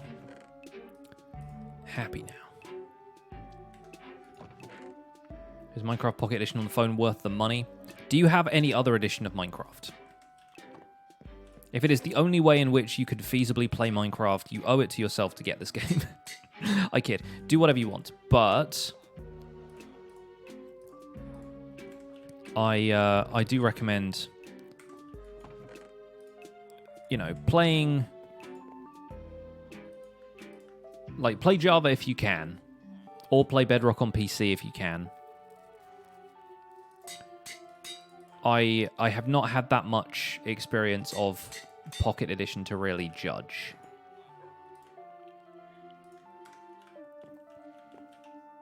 Personally, I recommend Java Edition, but that's my own bias talking. I know Bedrock players have their own opinions about these things. I'm going to combine a few of these while I've got the levels, and then we can get some more levels from the Nether. Protection 3 books. Mending. Alright, back to the Nether, back to the Blaze Farm. Doing our thing. Oh, alternatively, let me see how many levels I can get from the furnaces over at the blacksmith.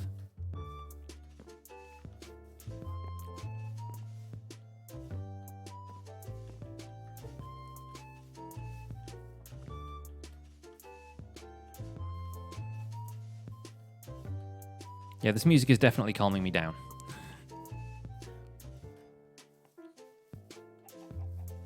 Yeah, I think as an option for playing Minecraft on the go, I feel like personally I would go with Switch if the Switch wasn't prohibitively expensive and I didn't already have a phone. But then I don't tend to play Minecraft on the go all that much, and I also have a laptop, so there are other options there.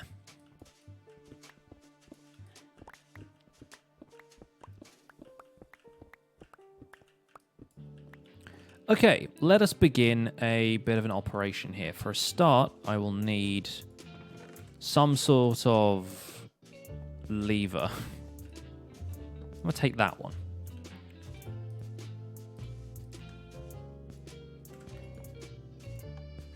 I think that now powers that hopper, right? So if I put one thing in here to smelt. Now I need stuff to smelt, of course. Let's go get some, like, netherrack or something silly like that.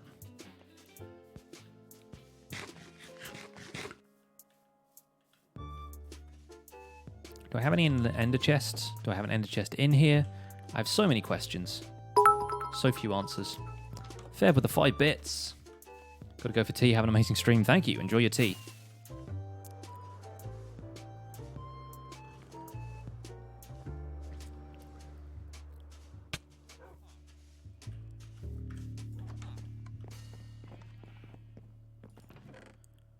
Right.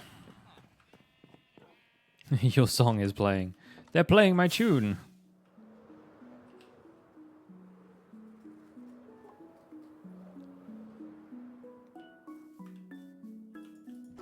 Alright. Let's throw... Yeah, let's keep a blaze rod in there. I've got so many blaze rods at this point. It doesn't matter if I waste them. Let's throw a few netherrack in here. And I'm pretty sure this hopper should stay locked. Good, okay. And now if I take this out, 7 levels. So we'll get that roughly from each of these furnaces. Yeah, these haven't been doing a huge amount, but... Right.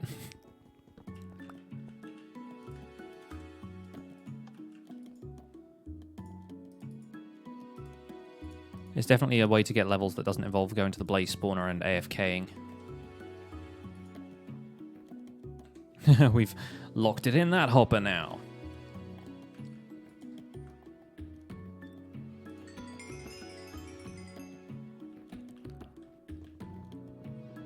Only got to do this 14 more times.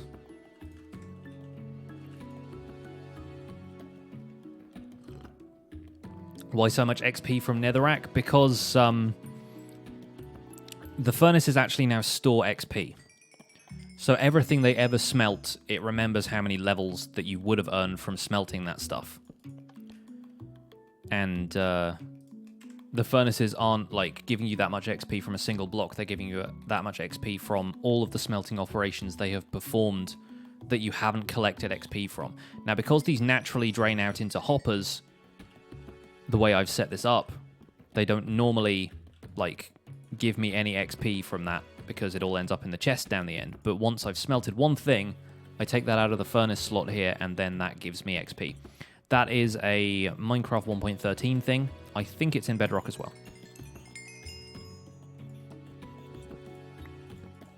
So from the whole like furnace array here, I should be able to get over 30 levels. If we're already at 20 after 6.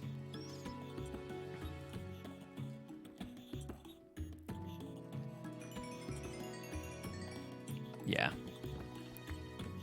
Problem, of course, with levels is that they get exponentially harder to acquire as you gain more XP. It takes more and more XP to level you up each time. So Avoid is exploiting the hell out of this mechanic. Yeah, it's Iskal is doing it too.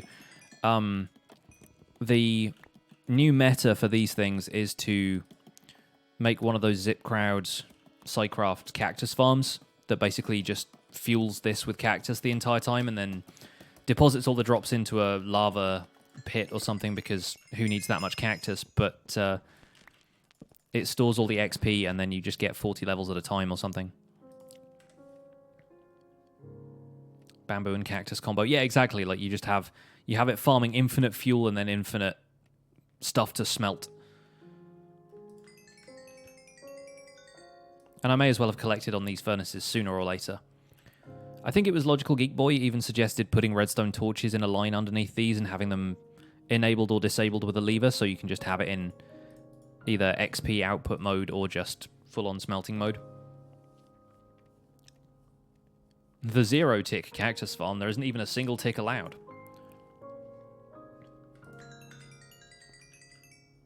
Yeah, we are just about getting 30 levels from this whole setup. If I was smart about this, of course, I'd go over and get some enchanted books and an anvil and just kind of combine stuff as I went so that I was using the levels more efficiently. But once again, the approach to this series has never been to do things with the greatest of efficiency. If I did that, what would people have to yell at me in the comments for? Just waiting for death number 5, leaves the door open, creeper walks in, blows up my entire, like, town as well as... At that point, I would just restore from a backup or something. I'd be like, nope, not having it. Because I did it live on stream, ain't going to be about that. Ain't going to be about that. 30. I'll get a few more while I'm here. Isn't the series about fun education? Yep.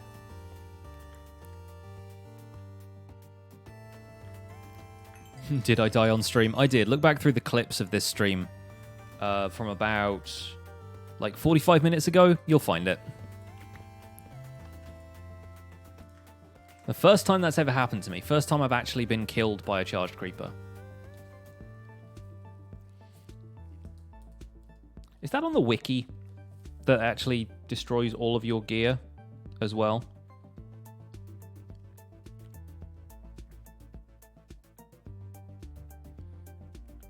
Yeah, it doesn't say if a player is killed, then all of their inventory is obliterated. Is that a bug? Is that actually a bug, or is it meant to happen that way? Dear Mojang, fix creepers, they suck. Did it destroy all my gear? Yes.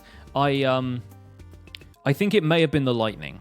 I think it may actually have been the lightning, because I think the creeper... The lightning bolt was like still in effect when the creeper blew me up. I think that's how it works. There's like a few seconds there where the lightning is also like damaging stuff around you, but there is like about half a second where the creeper is propelled away from me and then it blows up. But I have a feeling, yeah, it might have had something to do with the lightning being present as well. I don't know. Who can say?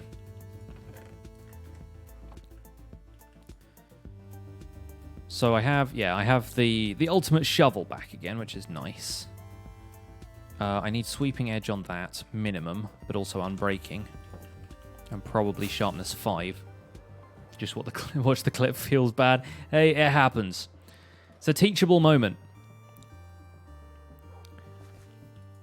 But yeah, I do think that's a bug, because I mean I tend to go by I treat the Minecraft wiki as gospel, which I should not do.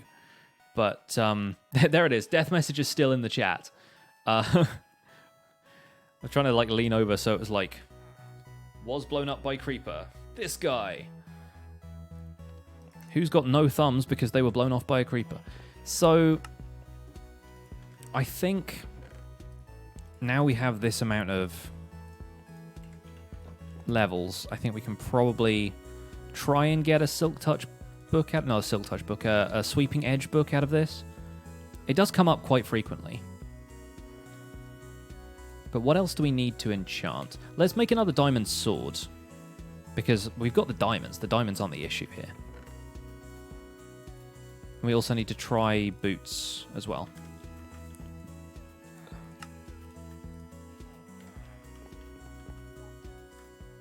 Knockback 2. Intriguing. And these boots, if I get fire protection, okay, of course. I was going to say, if I get protection on those, or potentially Depth Strider, then that would be helpful. I'm sure I have a Depth Strider book around here somewhere, but I can't find it. Feather Falling 3, but I have 4. Riptide, Loyalty, Efficiency, Flame. No, okay. Fine. With all these nether-related blocks, you could rebuild your one-chunk castle keep with a nether pallet. I could. I lost all my gear? Yes, I did. I'm okay now, though. I had some backup stuff. Like, I have a backup gear box here that's got a bunch of tools in. Had a spare elytra in there that was already enchanted with unbreaking and mending. I actually made that because of tomorrow's episode, but then we didn't really need it, so it was fine.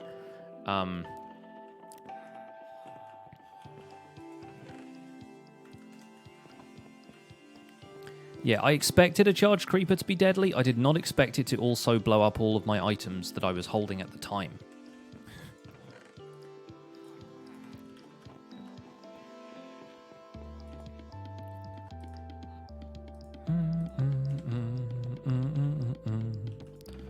There's a little bit of lapis in here that we can use. We're going to try getting mob heads again. I need to find a trident again to do that, so that ain't happening. Just knockback 2? Really? You're going to go with that? Okay. That's the thing you tried. Efficiency 4. One more diamond sword for the road. Was that an intended mechanic or a bug? I think we've decided it was a combination of the fact that the creeper was also being struck by lightning at the time. Protection 4. And, yeah, there are issues with that. Depth Strider 1, though. Fine, okay. Protection 1, knockback 1, blah, blah. Sharpness 4. Okay. The quest continues.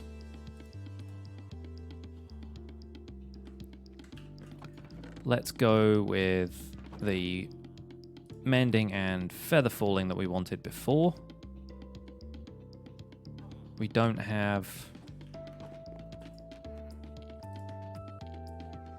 I guess if we combine these first, that's probably the best way to do it, isn't it? Yeah, there we go. Protection 4, feather falling 4, mending. We need unbreaking for those, and we need depth strider for them as well.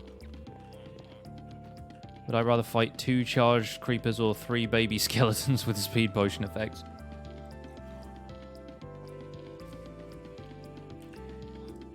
Both. At the same time. Because then the baby skeletons would shoot the charged creepers and I'd get records. So... knockback 2? Yeah, let's have it. And we got fortune. That needs mending as well, doesn't it? Plenty of mending around this place, though. Right. So we still have smooth operator. We have our fortune pick back in action. That's got efficiency 5 now as well. We need an additional sharpness for that, but we also want sweeping edge. We don't want fire aspect. Unbreaking is something we need. That's maxed out, which is good. We can put these 2 diamond shovels away. Put them away. I look like a lumberjack in that outfit. Hey, it's Choppin' Tuesday. It is the uniform of lumberjacks. The main thing I'm kind of annoyed about, actually, is the shield. Like, I lost my skull and crossbones shield. It took a massive hit from a couple of the other charged creepers as well. So it kind of sucks that we lost that. Never mind.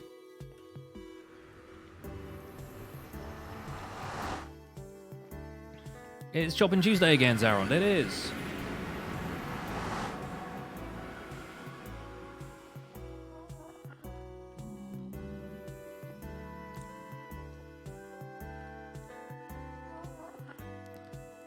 Hey, Catman. Hello there.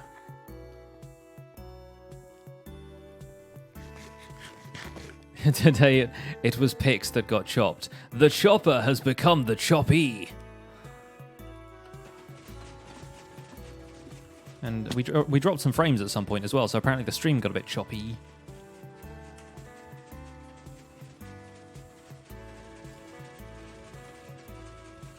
Doc is streaming. Who cares? You're here.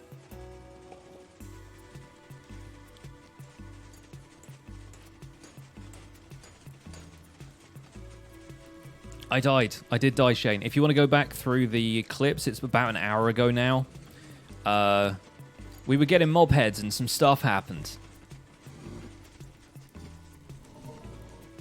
Choppin' Tuesday 2, Judgment Day. It feels accurate at this stage. Didn't make copies of the Skull and Crossbones banner. No, sadly, I did not. But it's only a Wither Skull. I'll get another one.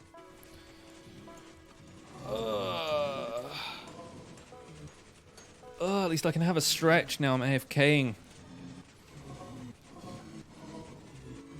Stuff happened, man. Stuff happened. I've seen some things today. The Choppin' was going so well. Choppin' Tuesday, the Creeper strikes back. No, it's Attack of the Clones.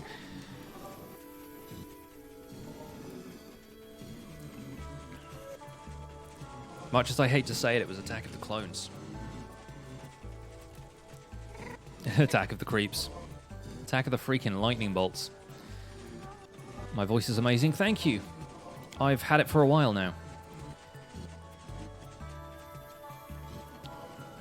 A creeper got charged and exploded next to me. Not only that, I charged it as it was blowing up next to me. So basically what Tango did to Zedaf that one time, except on myself.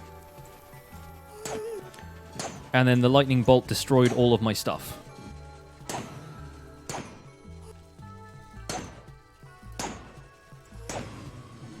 I still know what you did last Choppin' Tuesday. Is that one? Is that one we can use?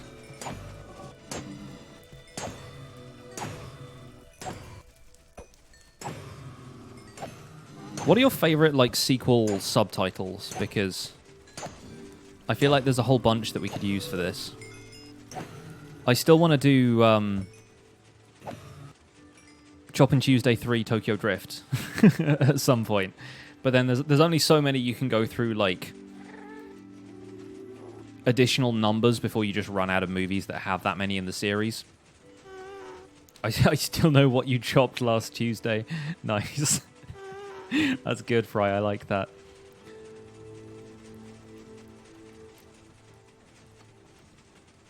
Choppin' fiction. Choppin' Tuesday Tokyo Drift. Yeah, exactly.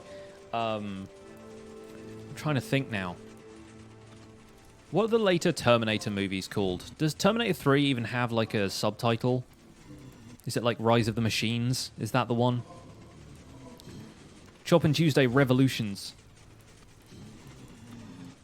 Choppy. like the Neil Blomkamp movie. Chop yourself before you wreck yourself. Choppin' Tuesday in the Temple of Doom. Genesis is the latest one, right? Yeah. Rise of the Machines was Terminator 3. Good, good. Chop Chop Revolution Mega Mix. Oh, you guys are cracking me up. The Two Choppers, Lord of the Rings. The Chop Towers. Choppin' Tuesday, the Squeakball. Chop Till You Drop. Chop Till You Drop is definitely going to be another Choppin' Tuesday. The thing is, we have to establish Choppin' Tuesday as like a whole brand before we can start to have a lot of fun with it, you know? Like, right now I'm still like, it's Choppin' Tuesday this, Choppin' Tuesday 3, Tokyo Drift, Choppin' Tuesday 4, whatever. But then, like, after a while I'll just type chop in all caps and everyone will be in for it. They'll know exactly what's coming up. Excuse me while I blow my nose.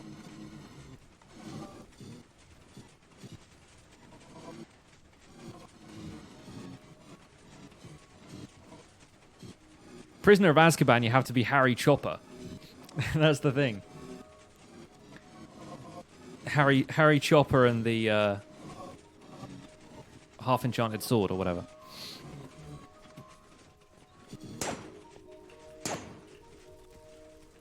Yeah, the goal is to have some sort of Choppin' Tuesday emote at some point.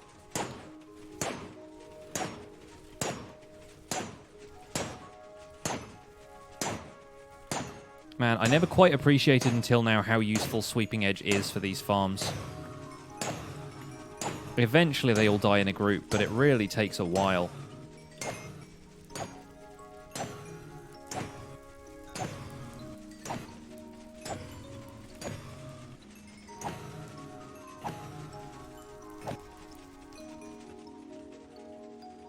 I'm starting to think that the Guardian farm might be better.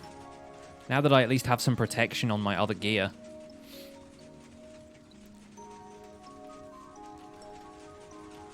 You titled the stream Chop Harder, but I think you chopped too hard. I did. I chopped too hard. I went too far. I knew too much.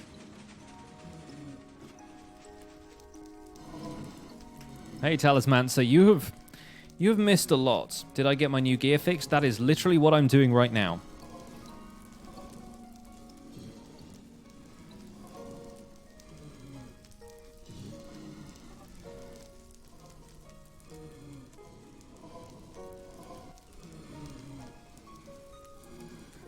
Talisman, sir, I'm here at the same time every week. Do you still need prodding at this point? I kid, of course. I don't know what day of the week it is either. Spruce Willis. Yeah, there you go.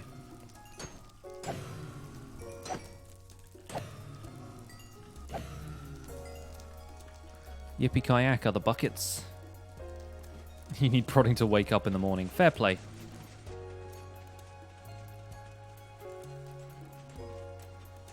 The puns. Right. Is Hermitcraft Java? Yes. It very much is.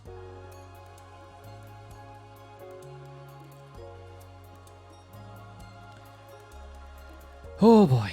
So Talismancer, if you wanna get caught up on what has happened, find a clip from about an hour and 15 minutes ago. Hour and 10. And you will understand why we're doing what we're currently doing.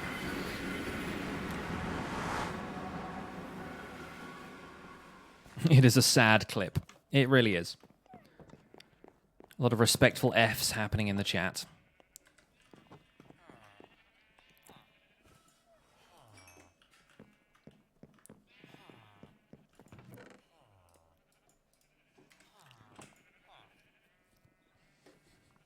Hubris.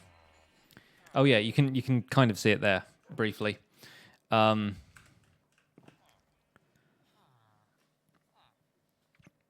Okay, so we're going for sweeping edge here, aren't we? And those have mending. We need unbreaking. Yeah, we really need a ton of levels. I don't have a villager who gives me a good unbreaking trade, unless does this guy have anything? Have we asked him already? Impaling. Sharpness 5, Fortune 1. Well, the Sharpness 5 book would have been useful. About 10 minutes ago.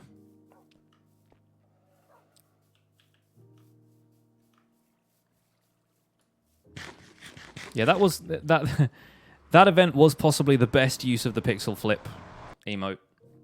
Possibly the best.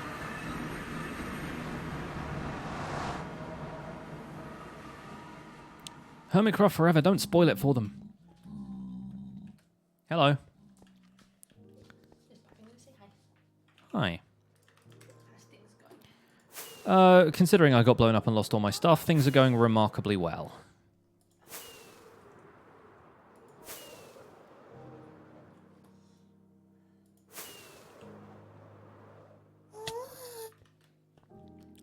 And I'm going back to my Guardian farm now that I can actually get levels from it. That is only half the story, yeah.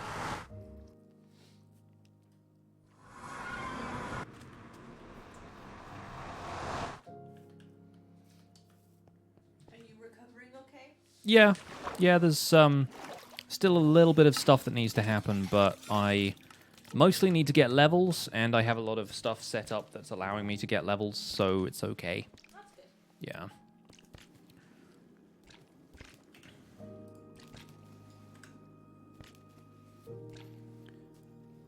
Stabbed a creeper in a thunderstorm with a trident. I expected him to go far enough away from me that he wouldn't immediately have blown up, but it was more of just a reactionary thing. Now at least I have enough armor that I can stand in front of these guys for longer than a couple of minutes and chop. It is. Today we are chopping more mobs than I expected to, but we done got chopped pretty good ourselves, so is what it is, I guess.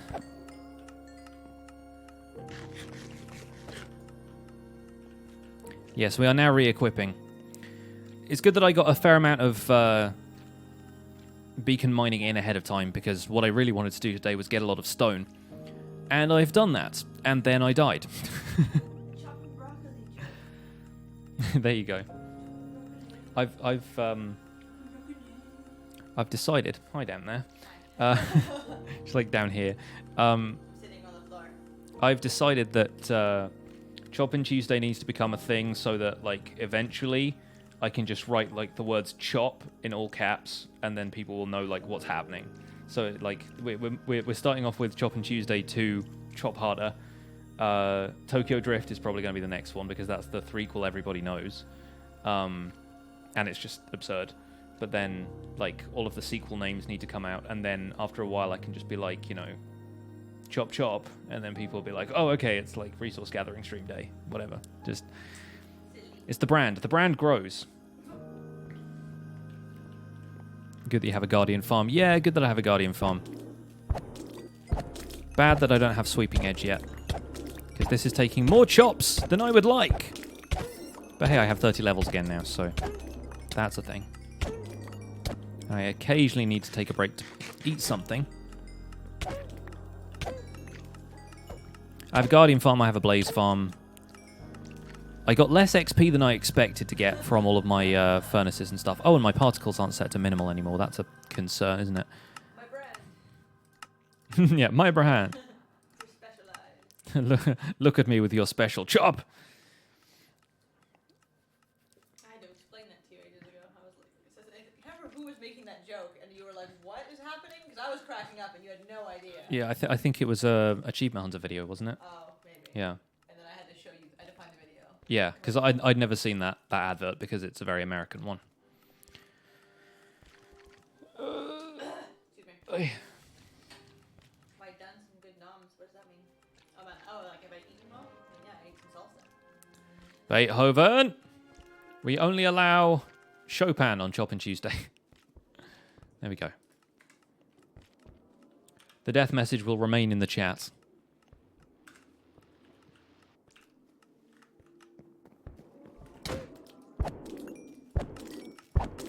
Charge Creeper didn't even scare me that much. It just destroyed me.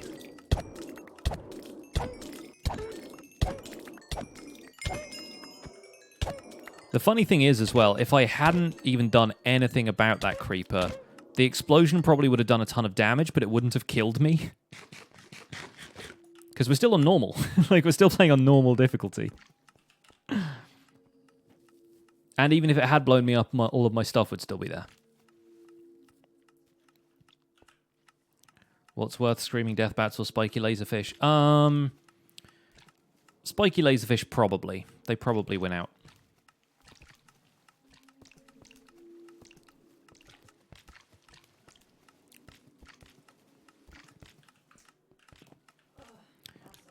Spiky Laserfish are easier to farm, though. It is? Oh, from the chips. Yeah. I'm a salty one. I was a salty one earlier, but Yeah. I'm feeling better now. I've got most of my stuff is back in good working order. I still need to get like a couple of enchantments back up to scratch, but this has been a good exercise.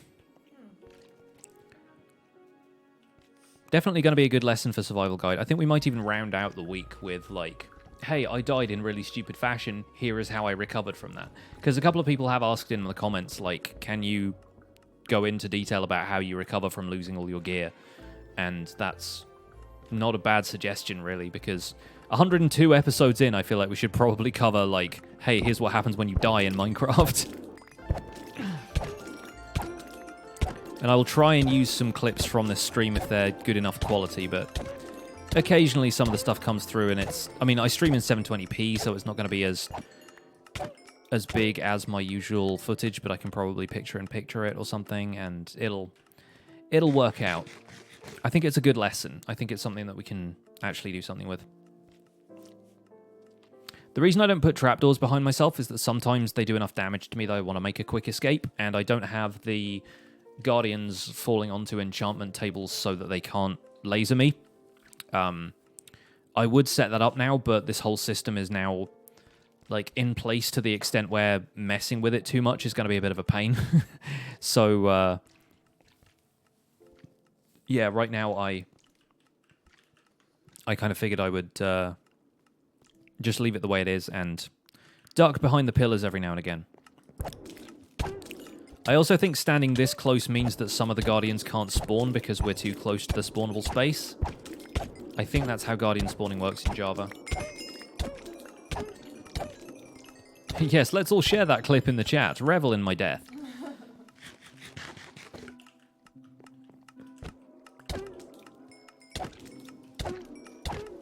It's going to be more popular than the chicken jockey one at this rate. That one was so funny when it went on the diving board. Yeah. It's my favorite. It's possibly the best thing that's ever happened on one of these streams. For whatever reason, that just really tickled me. It was like a Thelma and Louise moment. I say for whatever reason. I'm easily amused. That is the reason.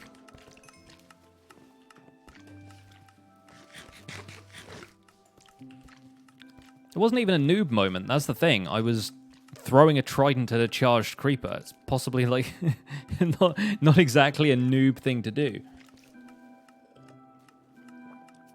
A noob moment would be me like breaking one of my pickaxes and like chucking it in lava or something. It was an unfortunate like lapse in judgment, sure, but I wouldn't call it a noob moment.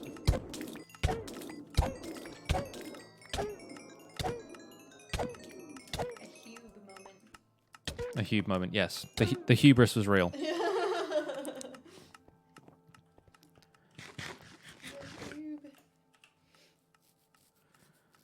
Right, we're at 43 levels, so the Guardian farm is definitely better than the Blaze farm right now. Mainly because Sweeping Edge really helps with the Blazes, because they don't have any kind of mob softening mechanism in there, and I cannot be bothered to install one right now. More like a green moment, yeah. Exactly. More like a ZF moment, a ZF and Tango moment, just perpetuated by one person. I'm going to take a very short break to run to the bathroom, so bear with me, and the stream will be right back.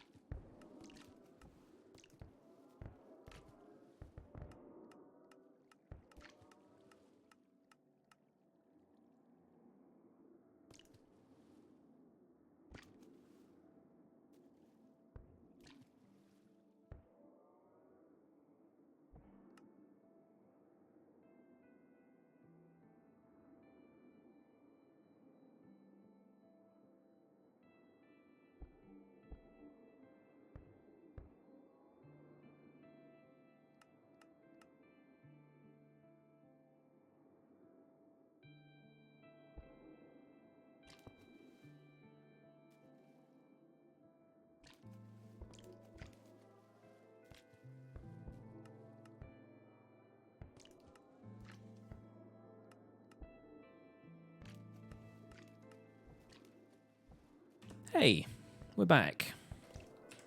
And once again, thankfully, nothing has killed me while I was away.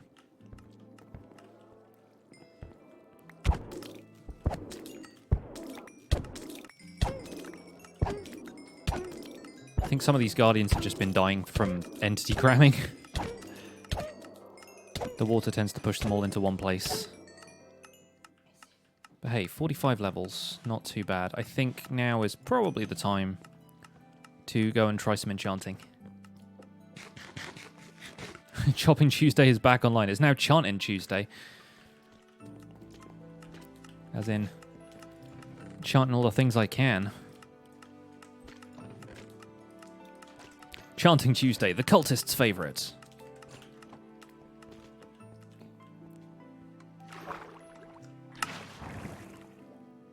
This elevator was still the best thing I ever made.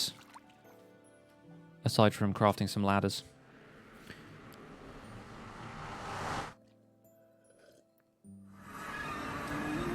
You gotta utilize the apostrophe. It's got to be apostrophe chanting Tuesday because you're omitting a section of that word. But it also really adds that kind of nice, healthy colloquialism to it.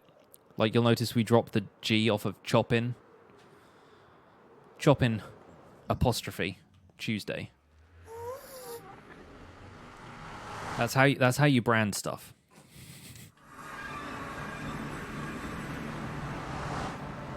So it's got to be chanting Tuesday, you know? It's got to have that apostrophe in there. Works best in your accent.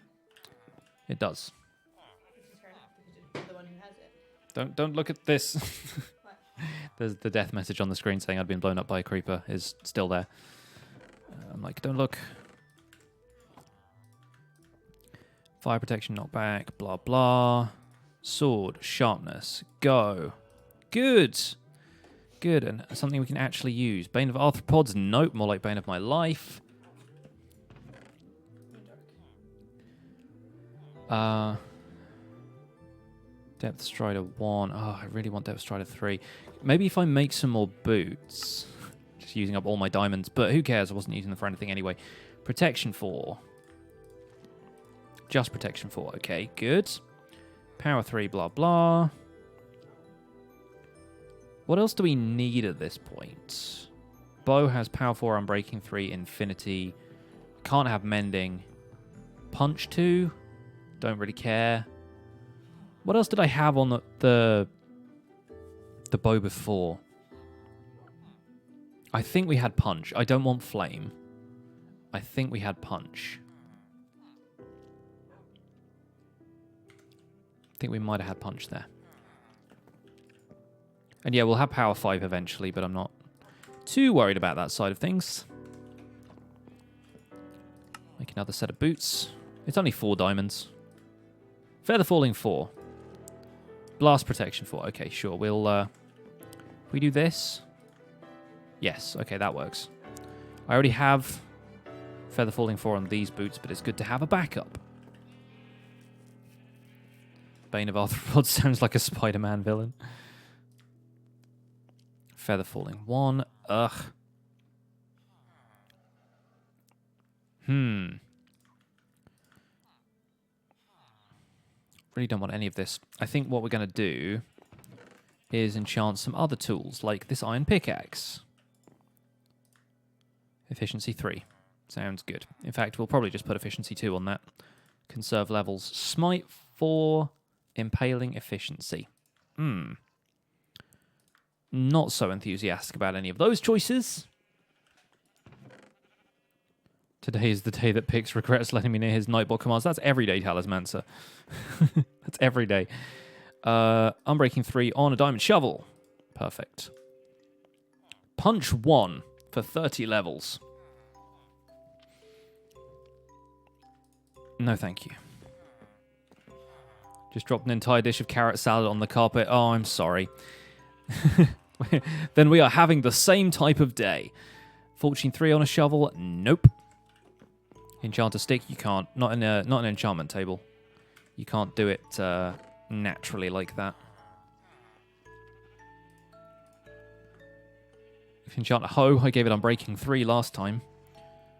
I have a punch 1 bow here that I could probably double that up. Or alternatively, Power 3. Great. Good work there. Bane of Arthropods sounds like a card from Yu-Gi-Oh!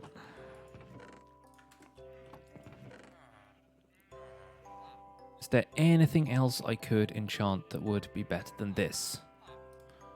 I think I'll try another iron pickaxe. Just on the off chance. Fortune 2.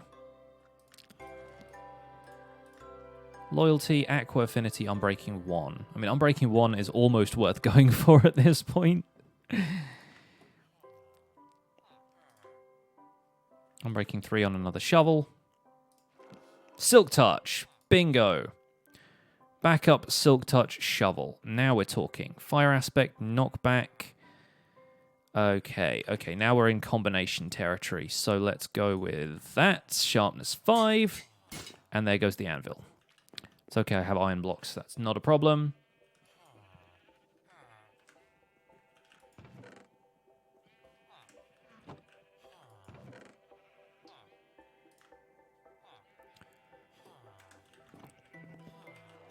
Let's go get some more of those. It's almost time for me to go. It is. Almost.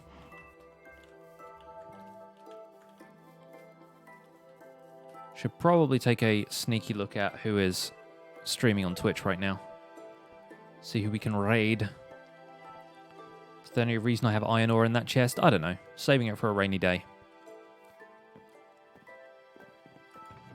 Okie doke. Let's grab a few of these. I guess we only need 3, don't we? We need 4 of those. Bam, anvil.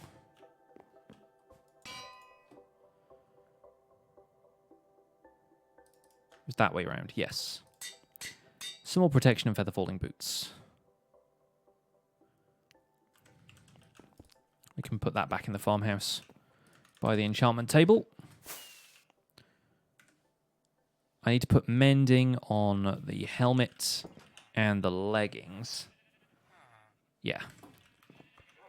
And everything needs unbreaking. That's what sucks right now, is I'm not getting any unbreaking from this. See what I mean, though? Get yourself unbreaking books. Hold them close. Keep them safe. So happy we have a Silk Touch trade now, though. Is that the last mending book? Okay, let's talk to Mendelssohn about this. 10 emeralds.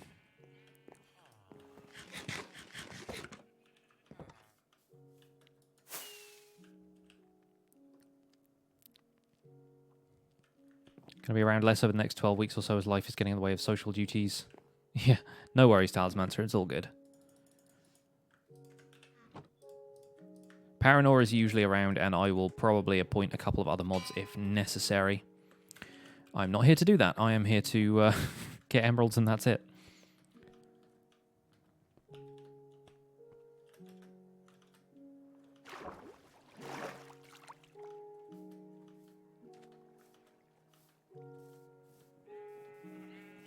Free ink. Mendelssohn to the rescue, indeed. We have other mending villages if we need them, but this guy just has the best trades in the business. And look at that, he keeps them open for us as well, because we kind of need that regularly, apparently. Don't need it on those. On these, though. So that needs one more protection, and it needs unbreaking. This needs a better unbreaking. And I need more levels again. Back to the Guardian farm. And now all of my stuff will mend. Sword is mending. The pickaxes are mending. This axe is temporary. Mending on Silk Touch. The bow can't have it. Yeah. Good.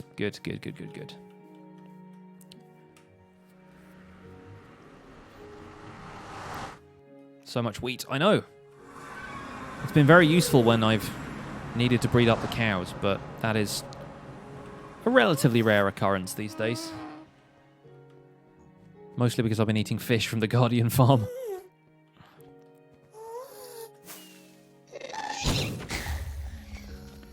I needed that. Sometimes you just take stuff out on ghasts. They're just such a cathartic mob. They're crying already, you know? Hit me. Apparently taking all the damage.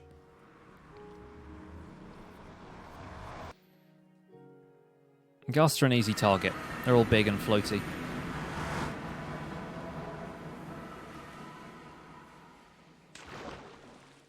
Oh, just getting out of that water source is proof enough of how much I need Depth Strider, because I know it's on Soul Sand as well, but oh, it's like pulling teeth. Why'd you bully the Ghasts? They did nothing wrong. That guy was about to fireball me. I saw him. Catastrophe just recently came across the YouTube channel, was exploring Twitch, then found your channel. More pixel riffs, right? Yeah, that's right. Drop a follow. Thank you so much for stopping by today's stream. You have joined us at a very interesting time in my life. I am currently re-gearing up after having lost everything in tragic circumstances related to lightning and creepers. Have I checked on the sea turtles lately? Not lately. Not since the Gold Farm episode. They're fine.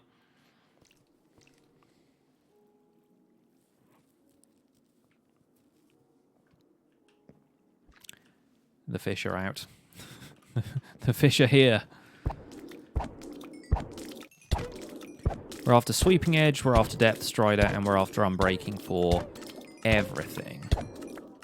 It might even be worth breaking into the Villager Breeder again and finding some more villagers who trade books, just in case one of them has a Depth Strider trade or an Unbreaking trade. Because Unbreaking is pretty difficult to come by in an enchantment table.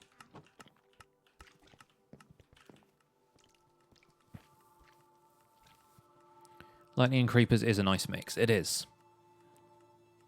It is. Entirely my fault, and we'll have to go and find another Trident. But that definitely leads us into maybe we make a Drowned Farm for an episode next week. I'm kind of thinking, yeah. I'm kind of thinking we do that.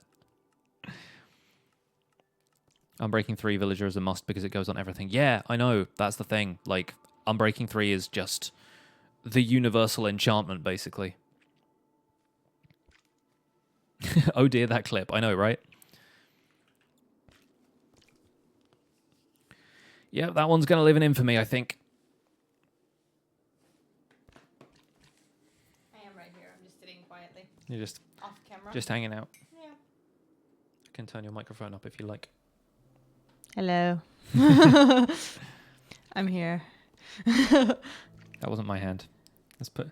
There we go. 3 hands. Ah. Oh my goodness. He's a freak. I'm just watching quietly.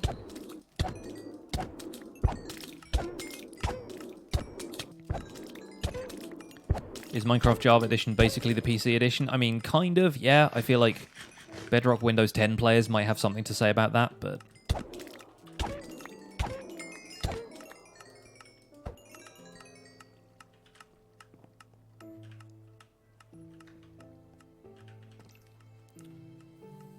Quietly.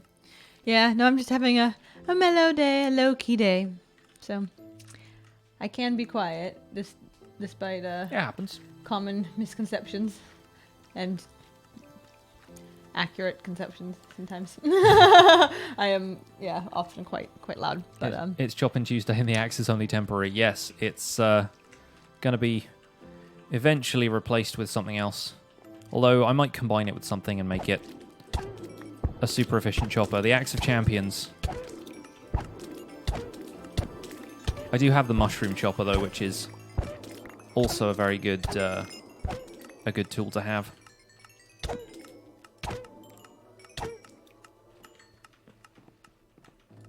having a low-key day is better than having a Thor day. That's Thursday, isn't it? Yep.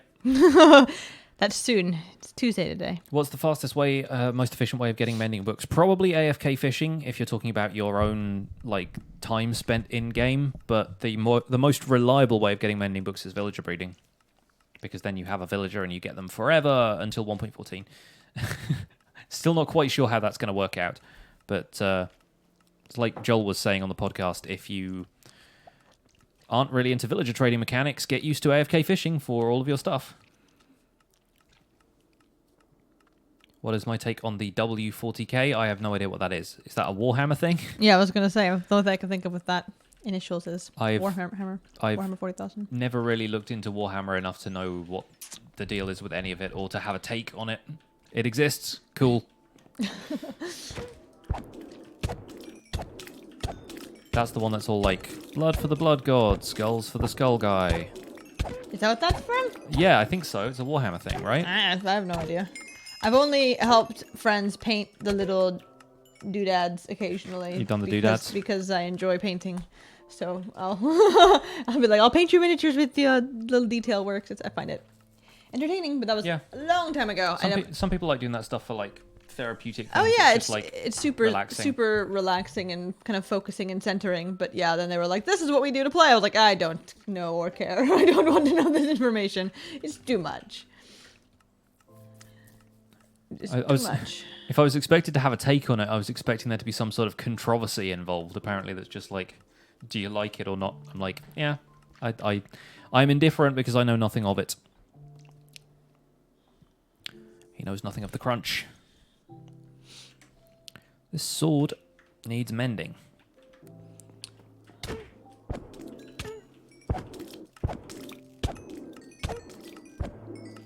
Welcome back, Sammy.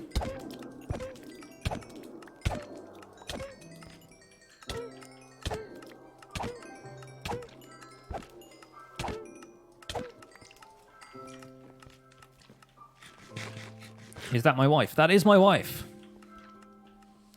That's my wife. My wife. You either love it or you hate it. There's no in between. I can see why. It's kind of a very, I guess, like, divisive, detail-oriented, yeah, kind of like very nitpicky, kind of, you know, all the different little minute rules. That's the thing. When you talk so about, it's like, yeah, are you talking about specifically like the tabletop game or just like the universe of it in general? Because the thing I know Warhammer from most is I used to work in a bookshop and I used to shelve a lot of books in the fantasy section that were just novelizations of the stuff that happens in those universi. Assuming that's a plural of something. Thank you, Fry. Yes, the Borat impression is hard to avoid. The 40k universe. See, that's the thing as well. Like I feel like you can enjoy stuff like that just for a tabletop game, but then there's all of this other extended lore to go with it, and I'm like, I don't know. I feel like it's just one more thing to be invested in that I have to remember the details of, and my brain is already too full of Minecraft. Do I have kids? No. I'm 31. That was two separate questions. I only stated one of them as if like me being 31. Of course I don't have kids. I am 31. But no, I do not have children. And how old am I? I am 31.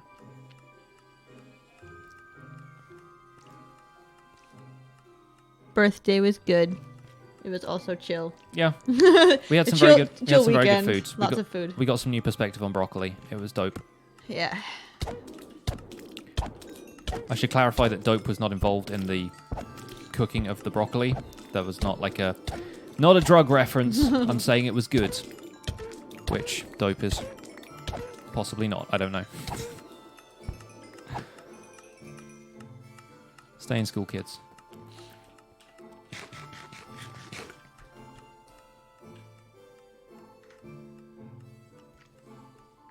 You used to be a visible face. Are you now an invisible face, Talismancer?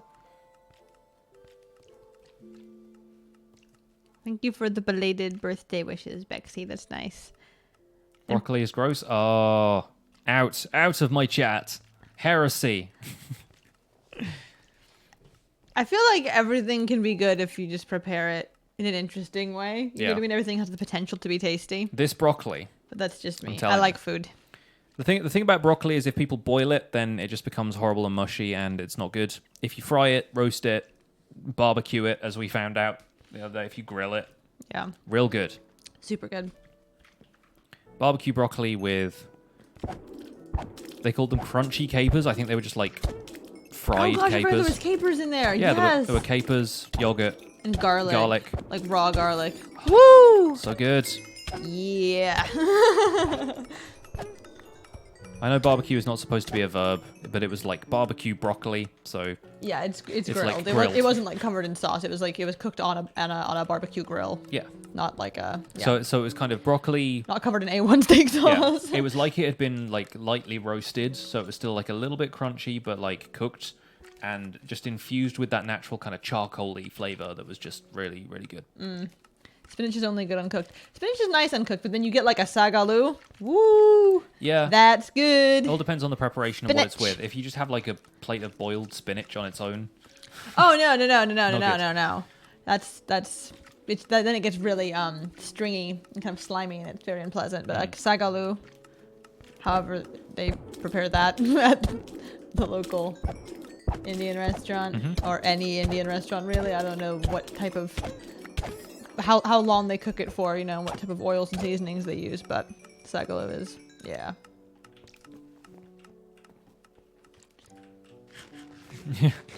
yeah, garlic is a popular allium in this household. Allium? I think it's allium. I don't Yeah. know. I don't, the scientific There's a word. flower in Minecraft that's an allium, so I'm probably confusing a lot of people. But... That whole family of plants is solid. Has an unpleasant metallic taste. Yeah, like some people that don't like that sort of Isn't it grassiness it's to like it. high in iron or something. Yeah, Probably. yeah, it is. And then there's things like, you know, cilantro as like, you know, some people think it tastes like soap because they've got like the way they pick it up in their mouth, like not pick it up, but you know what I mean, like the way the flavor is detected in their mouth is. You know, people picking it up with their they pick it up with their mouth, yeah. Yeah. But yeah, no, I can understand how there's certain things that just don't they clash with your palate, and you're like, not my favorite. I like the assertion in chat that I think we all love garlic.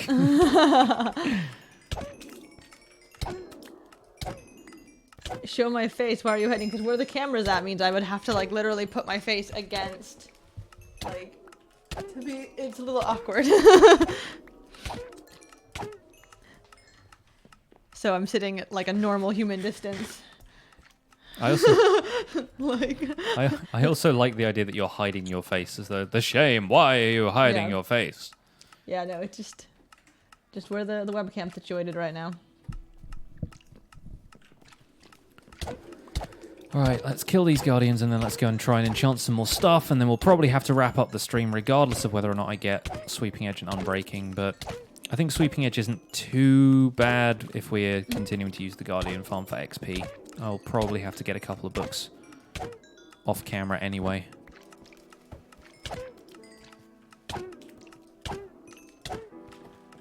They're talking about fish, and garlic bread, and I'm just like looking at food. What are your opinions on kale? Kale is fine. I don't think I've had much kale. I haven't eaten it like a lot recently. Like I haven't prepared it myself, so like I don't have any strong feelings on it either way. It's fine. Yeah. I think it has to be prepared well because it can get a little bit chewy, like kind of like nah. Samuel Spence Young just got here. I know, that is the tragic fate of stream watching a lot of the time, is you turn up right as the streamer is about to end the stream. I usually do that when people raid me, or like, yeah, when I am raiding somebody, they are about to finish their stream too. Like, it happens that way.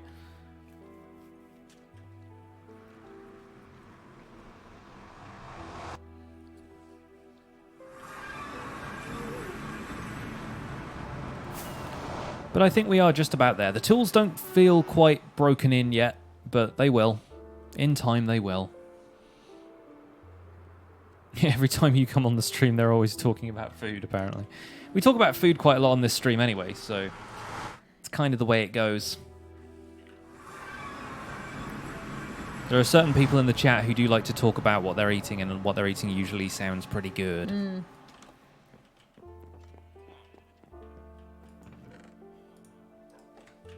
I do just like to eat.